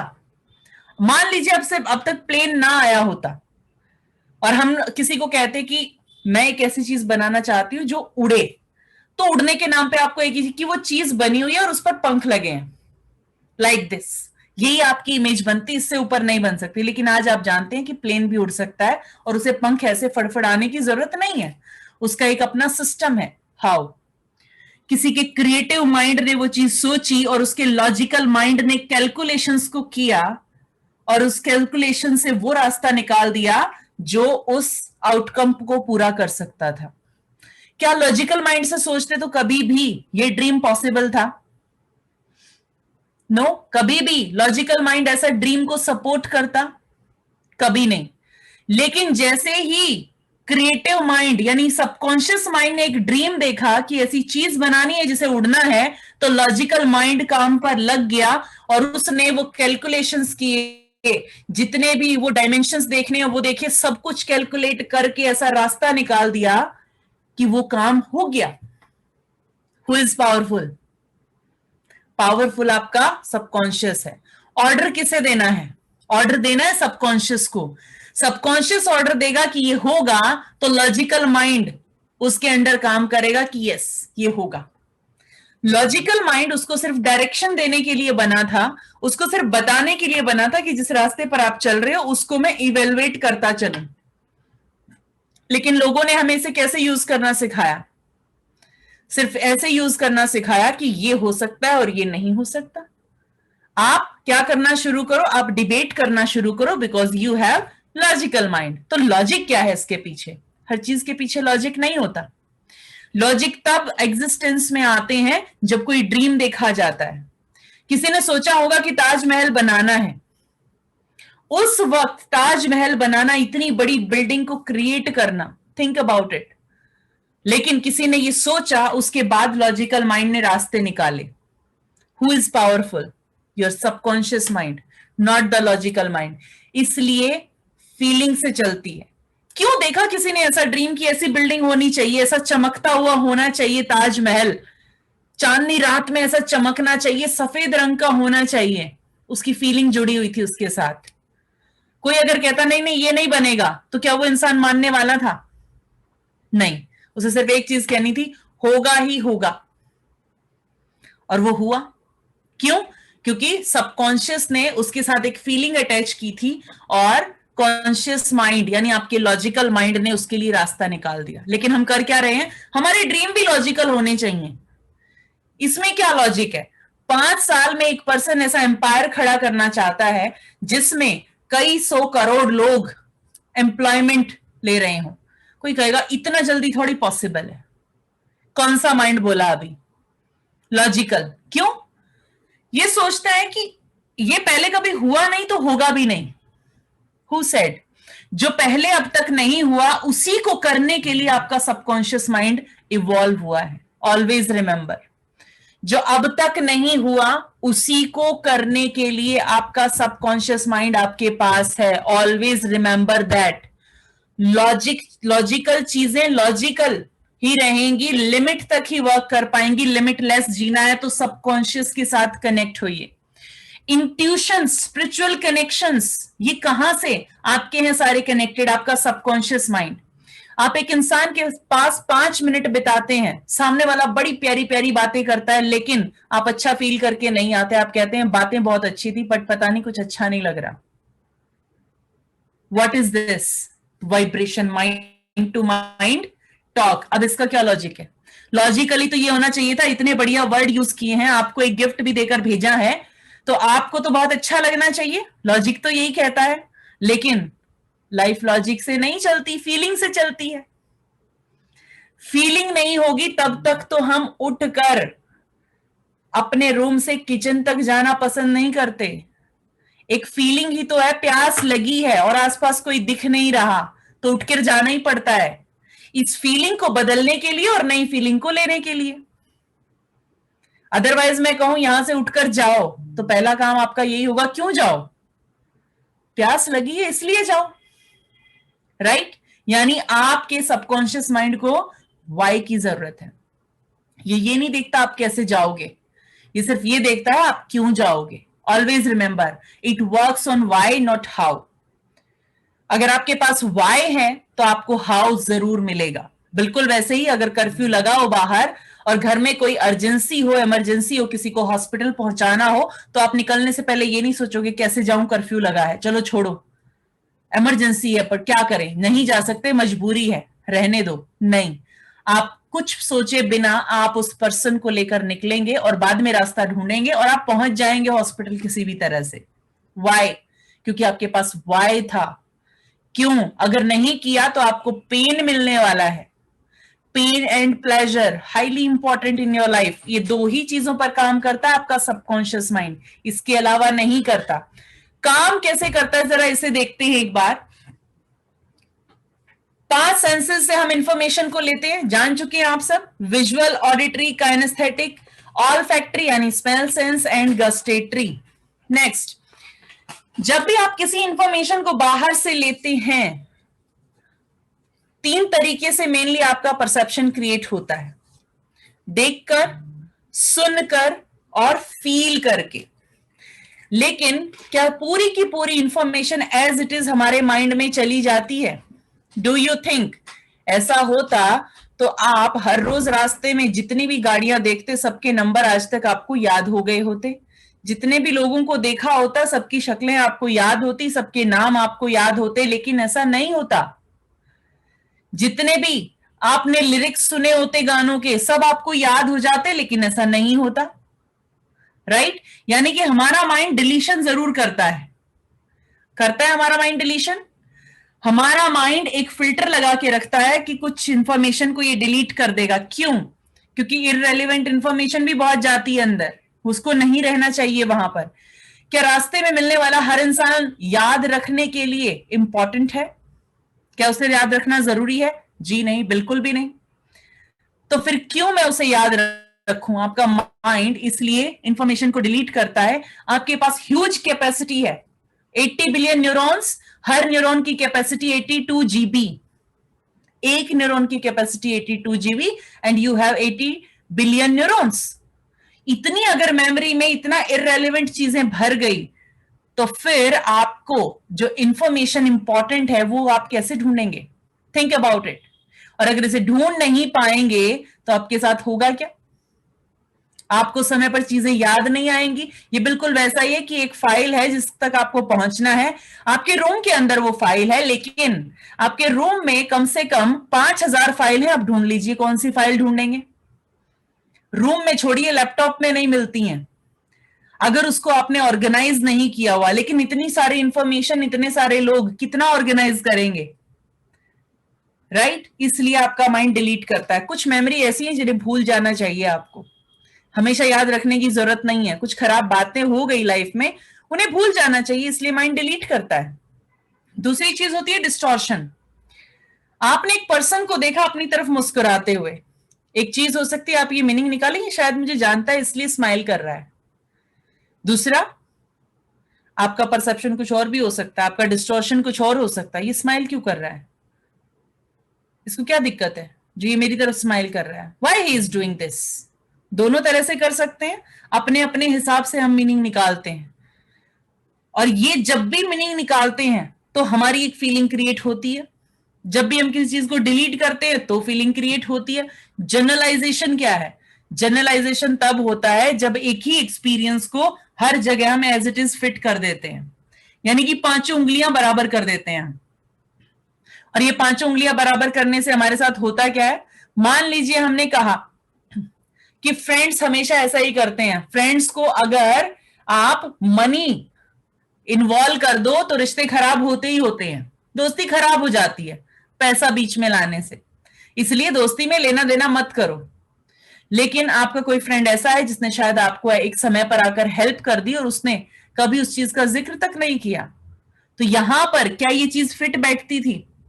आपको लिमिट्स में लेकर आता है जनरलाइजेशन, और हम क्या करते हैं, एक इंसिडेंस को एज इट इज दूसरे में एज इट इज रख देते हैं, और उससे हमारी लाइफ के एक्शंस चेंज हो जाते हैं, हमारी फीलिंग्स चेंज हो जाती हैं लोगों के लिए। और इन तीनों फिल्टर्स के बाद जब इंफॉर्मेशन अंदर जाती है तो क्या ये वैसी रही जैसी थी पहले? इसमें कुछ डिलीट हो चुका है, कुछ डिस्टॉर्ट हो चुका है, और कुछ जनरलाइजेशन यहां पर आ चुका है। तो अब क्या होगा कि जो सीन बाहर था वो अंदर गया, तो उसकी स्क्रिप्ट हमने नई लिखी, डिलीशन, डिस्टॉर्शन और जनरलाइजेशन के बाद। यानी कि जो चीज एक्स थी वो वाई बन चुकी है अब तक। और जब ये एक्स से वाई बनेगी तो आपके साथ क्या होगा? आपके साथ होगा कि आप अपना एक परसेप्शन क्रिएट करेंगे। स्क्रिप्ट को, इस वाई को बनने के प्रोसेस के बाद आप कहेंगे आपकी मेमोरी, आपका थॉट प्रोसेस, आपका परसेप्शन। जैसे एक छोटी सी बात किसी को बहुत बड़ी लग जाती है, किसी को बहुत छोटी लगती है। क्यों? क्योंकि दोनों के DDG, डिलीशन, डिस्टॉर्शन, जनरलाइजेशन अलग अलग तरह से काम कर रहे हैं। पर्सन टू पर्सन डिपेंड करता है कि वो किस तरह से, किस बात में से क्या डिलीट, क्या डिस्टॉर्ट, क्या जनरलाइज करेंगे। और इसीलिए इसे कहा जाता है सब्जेक्टिव एक्सपीरियंस। और इस सब्जेक्टिव एक्सपीरियंस को जब आप अपनी इंफॉर्मेशन बनाकर रखते हैं तो इससे क्रिएट होती है आपकी एक स्टेट। या तो ये स्टेट पॉजिटिव होती है या नेगेटिव होती है, यानी कि या तो आप अच्छे इमोशन में होते हैं या आप खराब इमोशन में होते हैं। अगर ये स्टेट अच्छी हुई तो इसे कहते हैं हम रिसोर्सफुल स्टेट, और अगर ये खराब हुई यानी इमोशन हमारा खराब हुआ तो ये है आपका अनरिसोर्सफुल स्टेट। अनाउंस करना चाहती हूँ 9:30 तक वर्कशॉप चलेगी आज की, बिकॉज टॉपिक थोड़ा सा स्लाइटली इंटेंस है, लंबा है, तो मैं सिंप्लीफाई करके बताना चाहती हूँ। सो प्लीज स्टे, क्योंकि काफी कुछ है इसमें, और नेक्स्ट वर्कशॉप इसी से कनेक्टिंग रहेगी कंप्लीटली। आई वॉन्ट, आज का सेशन इसीलिए रखा गया है ताकि इसको मैं टेक्निकली एक्सप्लेन कर सकूं, और इसका पार्ट 2 सैटरडे को होने वाला है। सैटरडे 7 PM को आपको मिल जाएगा। इसका लिंक भी आप टीम से ले सकते हैं। तो जो लोग इसे देख रहे हैं उनके लिए बता दूं कि इसका सेकंड पार्ट सैटरडे को होगा। नाउ रिसोर्सफुल स्टेट क्या है? हमारे पास आज तक बहुत सारी लर्निंग है, स्किल है, हमने बहुत कुछ सीखा है, समझा है, जाना है, जिसे हम अपनी लाइफ में इंप्लीमेंट करके कुछ ना कुछ एक्शन करते हैं और रिजल्ट क्रिएट करते हैं। लेकिन इन रिसोर्सेज को हम कब यूज कर पाते हैं? when we are in resourceful state. For example, जब आप अच्छे इमोशन में होते हैं तो आप अपने रिश्तों में टुगेदरनेस को फील करते हैं, यानी आपको पता है कि टुगेदरनेस में कैसा महसूस करते हैं आप, ये आपका रिसोर्स है। आप जब भी कॉन्फिडेंस में होते हैं तो आप अपनी स्किल्स को इस्तेमाल करते हैं अपने पॉजिटिव एक्शंस के लिए। जब भी आपके पास मोटिवेशन होता है तो आप अपनी कैपेबिलिटीज से आगे जाकर काम करते हैं। लेकिन अगर यहीं पर आपके पास फियर आ जाए, इनसिक्योरिटीज आ जाए, तो आपका क्या होगा? क्या आपके एक्शंस वही रहेंगे? जी नहीं। तो जब भी ऐसा होता है तो आप अपनी अनरिसोर्सफुल स्टेट में होते हैं। एक प्लेयर, उसकी फॉर्म चली जाती है, बेसिकली उसने अपनी स्टेट खो दी है। क्या उसकी स्किल गई है कि वो परफॉर्म नहीं कर पा रहा है? पहले जो प्लेयर सेंचुरी बना रहा था आज वो 0 पर आउट हो रहा है। वाई? क्या वो भूल गया है क्रिकेट खेलना? जी नहीं। सिर्फ और सिर्फ उसने वो अपनी रिसोर्सफुलनेस को खो दिया है, इसकी वजह से वो अपने रिसोर्स को इस्तेमाल नहीं कर पाता है। इसलिए हमारे लिए कौन सी स्टेट इंपॉर्टेंट है अगर हम अपनी लाइफ को बेहतर बनाना चाहते हैं? 1 और 2? That is resourceful state. Yes, इस रिसोर्सफुल स्टेट को क्रिएट करके हम क्या कर सकते हैं अपनी लाइफ में? जब भी आप रिसोर्सफुल स्टेट में होंगे तो लेफ्ट में जरा देखिए कि आप फ्लेक्सिबिलिटी, मोटिवेशन, इनिशिएटिव लेने की अपनी कैपेबिलिटीज को बढ़ाएंगे। If you are a business person, आप अपने डिसीजन मेकिंग को बेहतर बनाएंगे। आप एक स्टूडेंट हैं तो कंसंट्रेशन आपका बेहतर रहेगा। आप कपल हैं तो अपने रिलेशनशिप में लव, ट्रस्ट, टुगेदरनेस को और ज्यादा बढ़ावा देंगे। और अगर आप अपनी हेल्थ की तरफ सोचें तो आपकी बॉडी की डिजीजेस अपने आप ठीक होनी शुरू हो जाएंगी। आपकी बॉडी हील करना शुरू करती है जब आपकी बॉडी रिसोर्सफुलनेस में होती है। आपकी बॉडी के पास अपने आप को हील करने का रिसोर्स होता है, हमें इसे सिर्फ और सिर्फ रिसोर्सफुलनेस देनी है। लेकिन अगर रिसोर्सफुलनेस नहीं है तो राइट में आने वाले सारे के सारे इमोशन और साइड इफेक्ट आपको झेलने पड़ते हैं। This is all about your state. जब भी ये स्टेट होती है आप एक्शन जरूर लेते हैं, या तो ये एक्शंस वर्बल होंगे या नॉन वर्बल होंगे। वर्बल होंगे तो बाहर की दुनिया में दिखेंगे, एक्सटर्नल बिहेवियर में। नॉन वर्बल होंगे तो इंटरनल वर्ल्ड में चलेंगे, यानी या तो अंदर या बाहर। आपकी बॉडी का टेम्परेचर, आपकी सांस का अप डाउन होना, बीपी का बढ़ जाना, ये आपकी नॉन वर्बल बिहेवियर है, एक्शंस हैं। और किसी और को वर्ड्स के जरिए कुछ भी कन्वे करना, वो टोनैलिटी जो जाएगी वो वर्बल जाएगी और वो एक इंपैक्ट क्रिएट करेगी, आपकी लाइफ के रिजल्ट्स को क्रिएट करेगी। और जब भी ये एक्शन की जो भी क्वालिटी होगी उससे एक रिजल्ट मिलेगा आपको, और उस रिजल्ट की क्वालिटी डिसाइड करेगी कि आपकी लाइफ कैसी है। आपका हेल्थ, आपका वेल्थ, आपके रिलेशनशिप बढ़ रहे हैं या घट रहे हैं, पॉजिटिवली आगे बढ़ रहे हैं, ग्रो कर रहे हैं, या नेगेटिवली ग्रो कर रहे हैं, ये क्रिएट करता है आपकी डिजायर्ड या अनडिजायर्ड लाइफ को। या तो आप अपने मनी को बढ़ाने के लिए अपनी ग्रोथ को इस्तेमाल करेंगे, अपने ग्रोइंग पैटर्न को बनाएंगे, या फिर आप मनी बर्बाद करके आएंगे हर जगह से। ये पैटर्न्स में चला जाता है कि आपके पास अगर रिसोर्सफुलनेस नहीं है तो माइंड हमेशा ग्रो करना चाहता है, उसको फर्क नहीं पड़ता वो पॉजिटिवली करे या नेगेटिवली, उसको सिर्फ और सिर्फ ग्रो करने से मतलब है। उसको नहीं पता कि अब हेल्थ को ग्रो करना है या बीमारी को ग्रो करना है। अगर आप उसे रिसोर्सफुल स्टेट में नहीं रख रहे हैं तो वो बीमारी को ग्रो करेगा, और अगर आप उसे रिसोर्सफुलनेस दे पा रहे हैं तो वो अपनी हेल्थ को ग्रो करेगा। तो इस तरह से हमारी लाइफ के ऑलमोस्ट सारे के सारे रिजल्ट्स किस चीज से कनेक्टेड हैं? सिर्फ और सिर्फ हमारी स्टेट से। इस स्टेट को ऐसे समझे कि ये आपकी जो स्टेट है वो रिप्रेजेंट कैसे होती है। एक यहां जो चल रहा है वो, और दूसरा फिजियोलॉजी। अगर आपके कंधे झुके हुए हैं तो कोई भी बता देगा कि इस वक्त आप एक पावरफुल एनर्जी में तो नहीं है। But if you are strong, your shoulders are strong, spine is straight and facial expressions are good, तो कोई भी इंसान आपकी स्टेट का अंदाजा लगा लेगा उस वक्त। आपके यहां क्या चल रहा है वो रिप्रेजेंट होता है आपकी फिजियोलॉजी से। यानी एक समय पर आपके माइंड में और आपकी बॉडी में जो भी चल रहा है वो आपकी स्टेट है। आपकी बॉडी की फीलिंग आपको हमेशा बता देती है कि ये पॉजिटिव फीलिंग है या नेगेटिव है। अगर आप कंफर्टेबल फील करते हैं तो आप पॉजिटिव स्टेट को महसूस करेंगे, और अगर आप नेगेटिव इमोशन में है तो आपकी बॉडी आपको डिस्कंफर्ट देती है, हार्ट बीट का तेज हो जाना, राइट, आपकी ब्रेथलेसनेस आना, आपकी बॉडी का टेम्परेचर चेंज होना, शिवरिंग होना, वाइब्रेशंस आना। ये सब क्या है? वाइब्रेट होने लग जाती है कई बार बॉडी।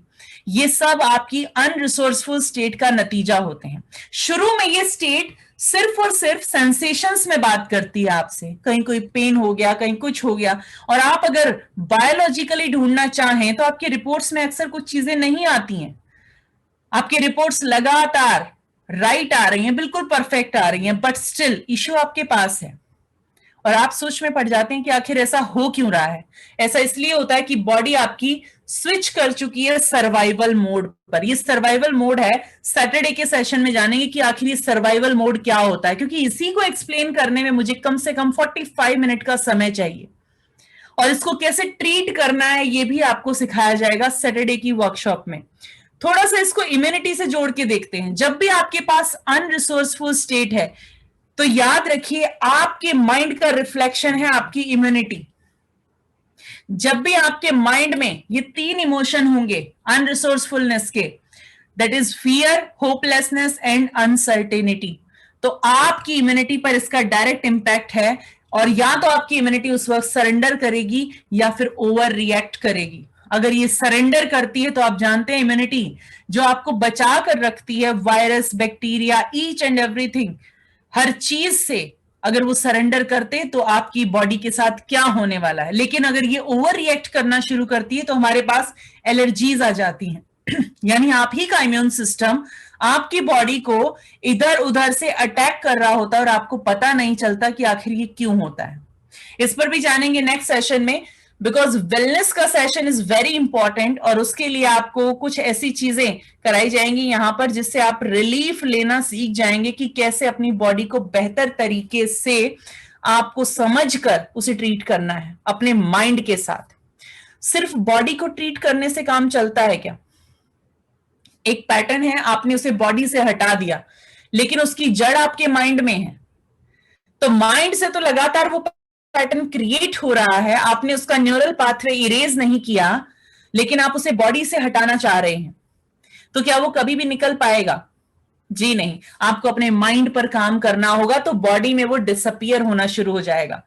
जब भी आप पॉजिटिव स्क्रिप्ट को क्रिएट करते हैं, अब आप कहेंगे कि ये स्क्रिप्ट कैसे क्रिएट करें, डेफिनेटली इस पर भी वर्क किया जाएगा। सैटरडे की वर्कशॉप इज वेरी इंपॉर्टेंट। आज का सेशन इंट्रोडक्टरी था completely NLP and subconscious mind के लिए। सैटरडे की वर्कशॉप में आप जानेंगे कि इस स्क्रिप्ट को चेंज करना क्या होता है, कैसे इसे बदल सकते हैं। एक स्क्रिप्ट जो मेरी नेगेटिव बन गई है, क्या उसे चेंज किया जा सकता है? जी हाँ, दिस इज पॉसिबल। जब भी आप इस नेगेटिव स्क्रिप्ट को क्रिएट करते हैं तो आपकी लाइफ के रिजल्ट्स आपकी हेल्थ पर नेगेटिव इंपैक्ट ही लेकर आते हैं। आपकी इम्यूनिटी उस वक्त लो हो जाती है या फिर ओवर रिएक्ट करती है। बट जब भी आप पॉजिटिव स्टेट में होते हैं, आप अट्रैक्ट करते हैं अपनी लाइफ में पॉजिटिव पीसफुल माइंड को, अपनी एनर्जेटिक बॉडी को, अपनी हेल्थ को। ये आपके हेल्थ से डायरेक्टली कनेक्टेड होती है। नाउ पॉजिटिव पावरफुल माइंडसेट आपकी लाइफ को ये जो 360 डिग्री का चेंज है इसे लाने में हेल्प कर सकता है। But what is the 1 degree shift? ये 1 डिग्री का शिफ्ट उस वक्त आप महसूस करेंगे जब आप अपनी पेनफुल पास्ट को हटाकर अपने प्रेजेंट इश्यूज को हैंडल करना शुरू करेंगे। जब भी पास्ट का कोई एक्सपीरियंस हमारे पास है, कोई इवेंट हमारे पास है ऐसा जो हमें परेशान कर रहा है, तो बार बार उसका इंपैक्ट मेरे प्रेजेंट के रिश्तों पर पड़ता है। मेरे पास्ट के फेलियर ने मेरे प्रेजेंट को बर्बाद करके रखा है कि जब भी कोई काम करने जाओ कॉन्फिडेंस के साथ तो कॉन्फिडेंस खत्म हो जाता है, बार बार फियर आना शुरू हो जाता है। और अगर ये सब हो रहा है तो फ्यूचर की इनसिक्योरिटी मुझे हमेशा रहेगी, क्योंकि ना मैं अपने पास्ट को हैंडल कर पा रही हूं, ना मेरे प्रेजेंट में मैं सही तरीके से अपने इश्यूज को हैंडल कर पा रही हूं। तो फ्यूचर के लिए मुझे जाहिर सी बात है चिंता होगी ही होगी। इनर सेल्फ इमेज, हम कौन हैं, क्या हैं, ये हमसे ज्यादा बाकी लोग हमें बताते हैं कि हम कौन हैं। कभी हम इररिस्पॉन्सिबल पर्सन है, कभी हम लेट लतीफ है, कभी हम लेजी है। ये कौन बताता है हमें? आते हैं लोग, और जो इमेज हम माइंड में बना लेते हैं, सुन सुनकर हम इस इमेज को क्रिएट कर लेते हैं और उसके बाद बिहेव भी वैसा ही करना शुरू कर देते हैं। इस इनर सेल्फ इमेज को आपको बदलना होगा ताकि आप अपने इनर सेल्फ को हील कर, आप अपने इनर कोर को हील कर रहे होते हैं तो आप अपने एक्सटर्नल वर्ल्ड के सारे कम्युनिकेशन को बदलने का प्रोसेस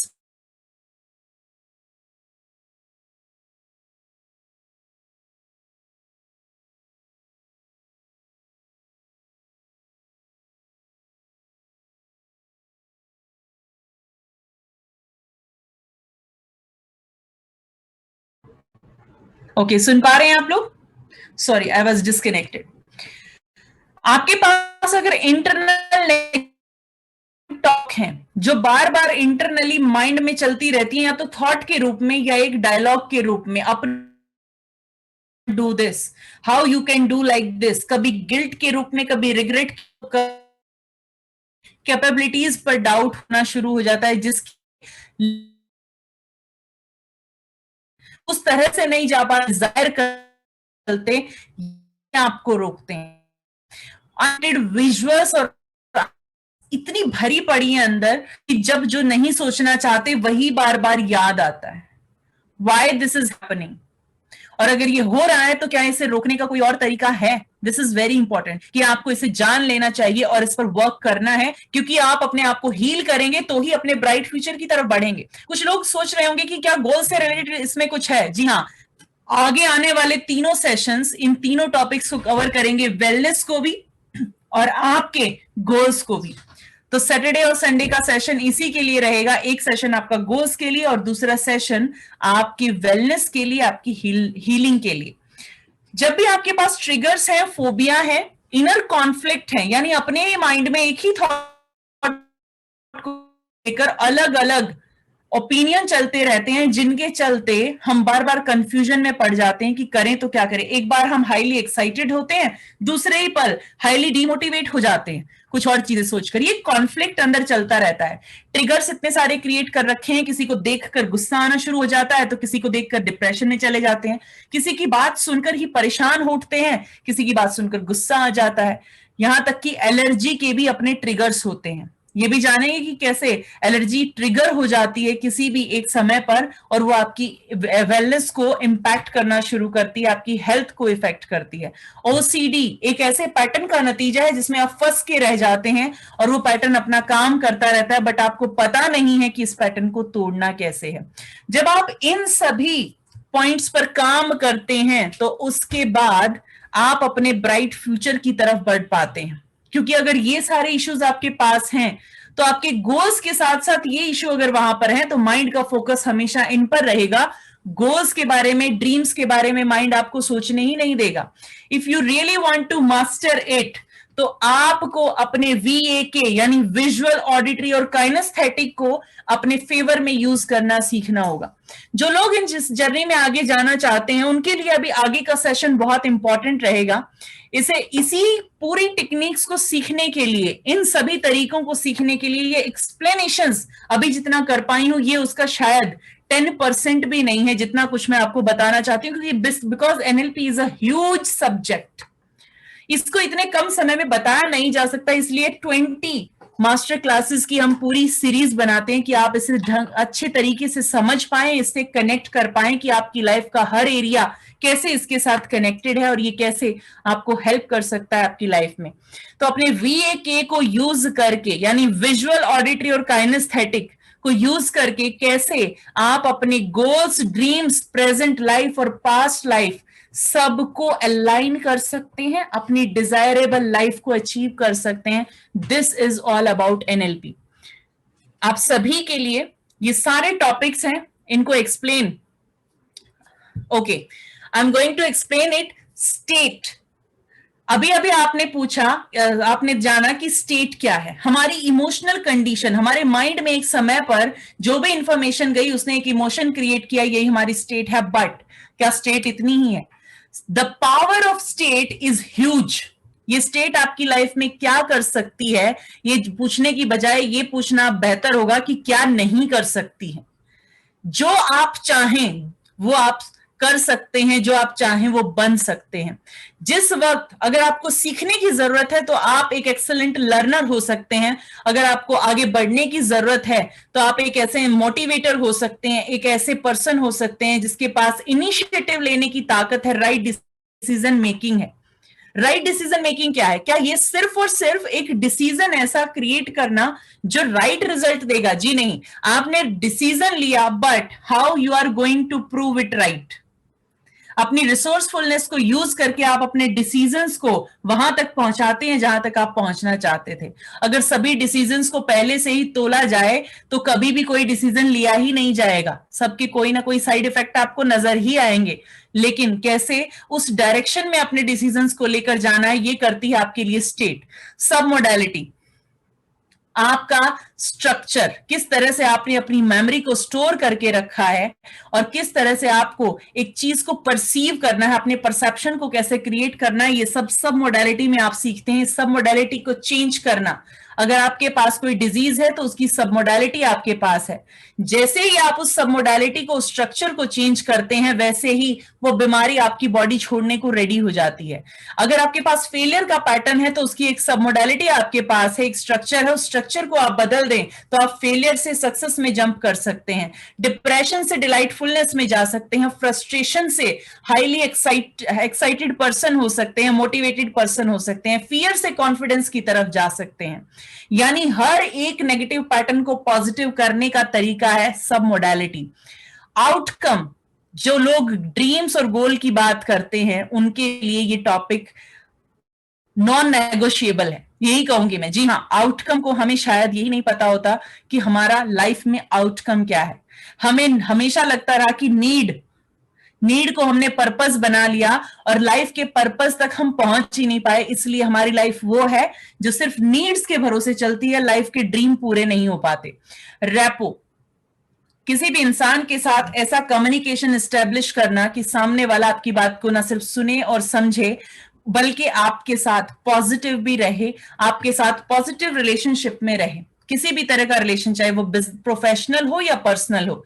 न्यूरोलॉजिकल लेवल अलाइनमेंट, आपके 60 ट्रिलियन सेल्स और 80 बिलियन न्यूरॉन्स के बीच का कम्युनिकेशन पूरी तरह से स्मूथ हो और वो हो जो आप उन तक पहुंचाना चाहते हैं। This is all about neurological level alignment. Anchoring, triggering को ठीक करने में आपको हेल्प करती है। रिफ्रेमिंग, आपके माइंड की गहराइयों में जाकर किसी भी इशू को ट्रीट करने में हेल्प करेगी। परसेप्शुअल पोजीशन में अपने रिलेशनशिप, अपनी लाइफ के, चाहे आपके मनी के रिलेशनशिप हो, आपकी हेल्थ से आपका रिलेशन हो, आपके इनर कोर से हो, या आपके पर्सनल या प्रोफेशनल रिलेशनशिप में हो, क्लाइंट के साथ रिलेशन हो, हर चीज में परसेप्शुअल पोजीशन आपको आपके रिलेशंस को बेहतर करने में हेल्प करेगी। Parts integration is all about bipolarity and conflicts. Strategy modelling, successful लोगों के मॉडलिंग को मॉडल करके और उनकी स्ट्रेटजी को एक्सप्लोर करके हाउ टू बी सक्सेसफुल, उन पैटर्न्स को अपने लिए कैसे काम कराएं। हिप्नोटिक लैंग्वेज, वो लैंग्वेज जिनसे डायरेक्टली लोगों के सबकॉन्शियस में अपना आइडिया इंस्टॉल कर पाएं। प्रिसाइज लैंग्वेज यानी मेटा मॉडल, राइट क्वेश्चनिंग की पावर आप सीखते हैं मेटा मॉडल में। आपको बहुत सारे नहीं लेकिन सिर्फ कुछ क्वेश्चंस ऐसे करने होते हैं कि सामने वाले के माइंड में क्या चल रहा है आप जान जाते हैं और उसके माइंड के उस थॉट को चेंज करने में आप हेल्प कर सकते हैं। मेटा प्रोग्राम, लोग अलग अलग तरह से बिहेव करते हैं, लोगों के अलग अलग थॉट प्रोसेस हैं, कब कौन इंसान क्या कर रहा है, शब्दों के जाल जब लोग बिछाएं तो उस वक्त कैसे खुद को बचाएं, ये आपको सिखाता है मेटा प्रोग्राम। लोगों के तरीकों को समझने में आपको हेल्प करता है। प्रेफर्ड थिंकिंग पैटर्न, कैसे अपनी मेमोरी को राइट तरीके से एक्सप्लोर करें, कैसे उसे सही तरीके से लर्निंग के लिए इस्तेमाल करें, साथ ही लोगों के लिंग्विस्टिक्स को पहचान कर उस इंसान की पर्सनैलिटी के बारे में जाने ताकि आपका कम्युनिकेशन राइट हो। Metaphor and timeline, highly important, अपने पास्ट, प्रेजेंट और फ्यूचर को अलाइन करना ताकि पास्ट में रह जाए, प्रेजेंट रहे और फ्यूचर मेरा ब्राइट दिखे मुझे, इसके लिए टाइमलाइन एक्सरसाइज आपको हेल्प करती है। This is all about NLP topics. ये 17 टॉपिक्स होंगे इस कंप्लीट जर्नी में, जो जर्नी स्टार्ट होने जा रही है अगस्त से, और इस पूरी की पूरी जर्नी में आपके साथ रहेंगे हम। और ये एक ऐसी जर्नी होने वाली है जहां पर न सिर्फ आप अपने आप को सही तरीके से ट्रांसफॉर्म कर पाएंगे बल्कि लोगों को ट्रांसफॉर्म करने वाले भी बनेंगे। इसके बारे में बताने के लिए I would like to invite mister Anurag Suryavanshi once again. Thank you so much all of you. Meet you on Saturday with new techniques and some more knowledge, क्योंकि आज की एक्सरसाइज में टेक्निक का समय नहीं मिला है, बिकॉज इससे ज्यादा जाएंगे तो सेशन बहुत लंबा हो जाएगा. But yes, we are going to do exercise in Saturday session and Sunday session. Thank you so much.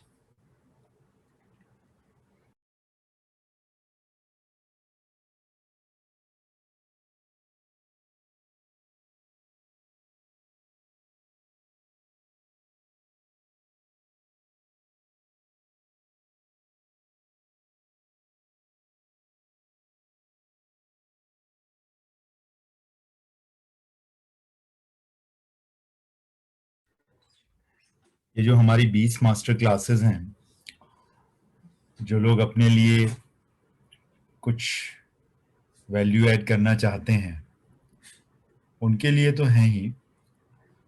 जो लोग ट्रेनिंग फील्ड के लोग हैं उनके लिए बहुत कुछ यहाँ पे आपको मिलेगा. एनएलपी को अलग अलग तरीके से सीखने का मौका मिलेगा आपको. तो अभी आज 7th इसका मास्टर क्लास है. आपके किसी के भी कोई भी प्रश्न होंगे तो हम अभी 20 मिनट के बाद लेंगे. हमारे पास अभी समय है. मैं थोड़ा सा आपको एलैबोरेट कर देता हूँ कि कौन कौन से हमारे कोर्सेज हैं, जो अपकमिंग कोर्सेज हैं जो हम लेके आ रहे हैं. एक कोर्स नेक्स्ट वीक स्टार्ट हो रहा है. नेक्स्ट वीक क्या बस स्टार्ट होने ही वाला है. बेसिकली 3 बड़ी इंपॉर्टेंट चीजें हैं. एक, वो टेक्निक्स ऑथेंटिक होनी चाहिए जो आपके चैलेंजेस को रिजॉल्व कर सकें. डिलीवरी आपकी इफेक्टिव होनी चाहिए. और एक मेंटर होना चाहिए आपके पास. ये तीनों ही इंग्रेडिएंट्स यहां पर इस कोर्स में आपको मिलने जा रहे हैं. यहां पे मैं 2 अलग अलग हमारे कार्यक्रम के बारे में आपको बताऊंगा. पहला कार्यक्रम ऑनलाइन कार्यक्रम है पूरा का पूरा, जो कि 90 घंटे का प्रोग्राम है. और दूसरा जो हमारा प्रोग्राम है वो पूरा ऑफलाइन प्रोग्राम है. उसमें 80 घंटे आप हमारे साथ रहेंगे. 2 अलग अलग प्रोग्राम है जिसके बारे में मैं यहाँ पे आपको बता रहा हूँ. जो लोग इन प्रोग्राम्स में इंटरेस्टेड हैं वो बने रहें. जो लोग हमारे प्रोग्राम्स में इंटरेस्टेड नहीं हैं वो ये सेशन अब छोड़ सकते हैं. That is totally up to you guys, right. कोई भी प्रश्न होंगे 20 मिनट के बाद लिए जाएंगे. तो ये तीनों ही चीजों का मिश्रण आपको यहां पर मिलेगा. ये दोनों ही प्रोग्राम जो लोग ट्रेनिंग इंडस्ट्री में जाना चाहते हैं उनके लिए लाजमी है, नॉन नेगोशिएबल है. और जो लोग अपने लिए सीखना चाहते हैं वो अपने लिए सीख कर आगे बढ़ सकते हैं. उसके लिए जानकारियां अभी आपके सामने. जो लोग नए हैं वो देख सकते हैं इसको. जो लोग पुराने हैं, इंटरेस्टेड हैं, वो लोग देख सकते हैं. देखिए साहब, मैंने शुरू में एक कहानी सुनाई थी आपको. आप शेर बनना चाहते हैं या आप लोमड़ी की तरह रहना चाहते हैं. मैं आप में से किसी को भी शेर या लोमड़ी नहीं कह रहा हूं.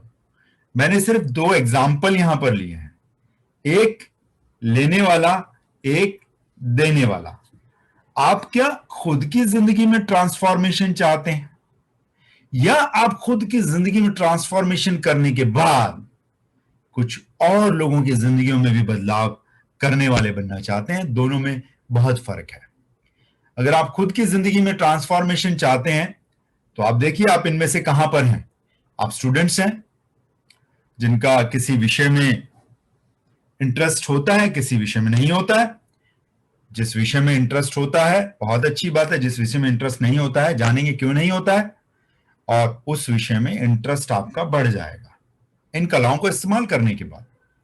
आप पेरेंट्स हैं, टीचर्स हैं. आप टीचर हैं. पेरेंट्स बच्चों के साथ कम्युनिकेशन करने में दिक्कत आती है. पेरेंट्स हैं. पेरेंट चाइल्ड के रिलेशनशिप आजकल इस तरह से हो गए हैं, बहुत खिंचाव आ गया उनके अंदर. जो लोग आज की जनरेशन को हैंडल कर रहे हैं, जिनके बच्चे आज वो खुद 35-40 साल के और उनके बच्चे 5, 7, 10, 15 साल के हैं, उनको दिक्कतें आ रही हैं, खासतौर से इस पिछले 1.5 साल के पेंडेमिक के दौरान. आप अगर खुद कपल्स हैं, जिंदगी में ट्रांसफॉर्मेशन चाहते हैं, आप हीलर हैं, आप स्पोर्ट्स पर्सन हैं, पीक परफॉर्मेंस चाहते हैं, आप एंटरप्रेन्योर हैं, बिजनेस पर्सन हैं, अपने आउटकम तक जाना चाहते हैं, या फिर आपके जिंदगियों में कुछ इमोशनल या मेंटल चैलेंजेस हैं, उनको रिजॉल्व करना चाहते हैं, तो ये आने वाला जो ऑनलाइन कोर्स है आप सभी के लिए है, या फिर आप स्टूडेंट्स के कोच हैं, आप पेरेंट्स और टीचर्स के कोच हैं, आप कपल रिलेशनशिप कोच हैं, आप जो हीलर्स हैं उनको कोच कर रहे हैं, आप स्पोर्ट्स पर्सन के पीक परफॉर्मेंस कोच हैं, आप बिजनेस पर्सन और एंटरप्रेन्योर्स को कोचिंग देते हैं, नए नए स्टार्टअप्स खुलवाते हैं, या फिर आप जो लोग मेंटल और इमोशनल चैलेंजेस से गुजर रहे हैं उनको उनके चैलेंजेस रिजॉल्व करने वाले बनना चाहते हैं या रिजॉल्व करा रहे हैं, आप सभी के लिए ये जो ऑनलाइन प्रोग्राम है सभी के लिए है। आइए देखते हैं ये क्या कार्यक्रम है। ये NLP master practitioner certification program है, नीरज मलिक द्वारा डिजाइन किया हुआ। This is called ATPW NLP master practitioner program. ATPW का मतलब है यहां पर तात्पर्य है awaken the power within. ये 90 घंटे का कार्यक्रम रहेगा जो ऑनलाइन चलेगा 2 महीने तक, और हर हफ्ते 3 क्लासेस हुआ करेंगे, उसके अलावा एक इंटरेक्टिव सेशन भी हुआ करेगा। आइए इसकी जानकारी ले लेते हैं। इस स्लाइड, ये बहुत इंपॉर्टेंट स्लाइड है, इसके बारे में फिर बाद में आप लोग पूछते हैं, अभी देख लीजिए, इसको ध्यान से देख लीजिए, और जो लोग इन स्लाइड्स के स्क्रीनशॉट लेना चाहें ले सकते हैं, और बाद में PDF भी मंगा सकते हैं टीम से बोल के। ये कार्यक्रम 25 जुलाई को शायद शुरू नहीं होगा, 2-3 दिन का डिले है इसमें। 25 जुलाई शुरू होगा, 25 सितंबर खत्म होगा, 2 महीने का कार्यक्रम है। हफ्ते में 3 क्लासेस हुआ करेंगी, 7:45 से लेकर 10:30 तक, जिसमें 10 से 15 मिनट का एक ब्रेक मिलेगा। हर क्लास में एक एक्सरसाइज लाजमी कराई जाएगी। हर क्लास में एक छोटा सा 15-20 मिनट का, आधे घंटे का इंटरेक्टिव सेशन होगा। वो क्यों होगा? पिछली क्लास में जो पढ़ा था वो समझ नहीं आया, उसके बारे में। इट मीन्स हर क्लास में आधे घंटे का इंटरेक्टिव सेशन होगा लाजमी, और हर क्लास में एक आधे घंटे की बहुत बेहतरीन एक्सरसाइज कराई जाएगी, सबकॉन्शियस माइंड की, NLP की, एनालिसिस की अप्रोचेस को यूज करके। सैटरडे और संडे में से एक कार्यक्रम होगा जो कि इंटरेक्टिव होगा पूरा का पूरा।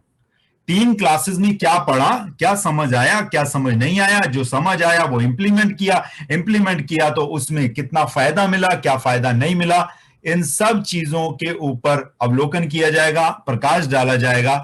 सैटरडे शाम 6 से 10:30 या संडे सुबह 9 से 1 के प्रोग्राम में। ये या तो सैटरडे को होगा या संडे होगा। जब आपकी क्लासेस शुरू होंगी तो आपको पूरा का पूरा 2 महीने का स्केड्यूल दे दिया जाएगा। अब आप में से कुछ लोग कहेंगे कि अगर मेरी क्लासेस मिस हो गई तो? अगर आपकी क्लासेस मिस हो गई, परेशान होने की कोई आवश्यकता नहीं है। आपको सभी की सभी क्लासेस के रिकॉर्डिंग एक्सेस दिए जाएंगे, ठीक है? I think it is a great thing. जितनी भी क्लासेस होंगी उन सभी के रिकॉर्डेड एक्सेस आपके पास रहेंगे। आइए आगे चलते हैं। और क्या मिलेगा आपको? You'll be connected with like-minded people on different social media platform as far as Success Legacy is concerned, and you'll be given 2 certificates. One is NLP practitioner and one is NLP master practitioner certificate. So that you can train other people as an NLP practitioner and you can give the certificate to those people, your students. तो क्या मैं तो housewife हूं, मैं क्यों करूं? अरे मोहतरमा, आप हाउसवाइफ हैं तो भी आपके लिए बहुत जरूरी, क्योंकि आप उस फैमिली की पूरी फाउंडेशन है। आप अपने फैमिली में अपने बच्चों को, अपने आसपास के रहने वाले लोगों की जिंदगियों में बदलाव ला सकती हैं, और आप अपनी जिंदगी बदल सकती हैं NLP को सीखकर। ये जो 1 साल की हैंड होल्डिंग है, वाकई में 1 साल की हैंड होल्डिंग नहीं है, ये लाइफ टाइम हैंड होल्डिंग है। परंतु हम ये चाहते हैं कम से कम 1 साल आप इन सेशंस में बने रहे। ये क्या है? जब आप NLP को सीख जाएंगे और NLP को प्रैक्टिस करना शुरू करेंगे तो लाजमी जाहिर है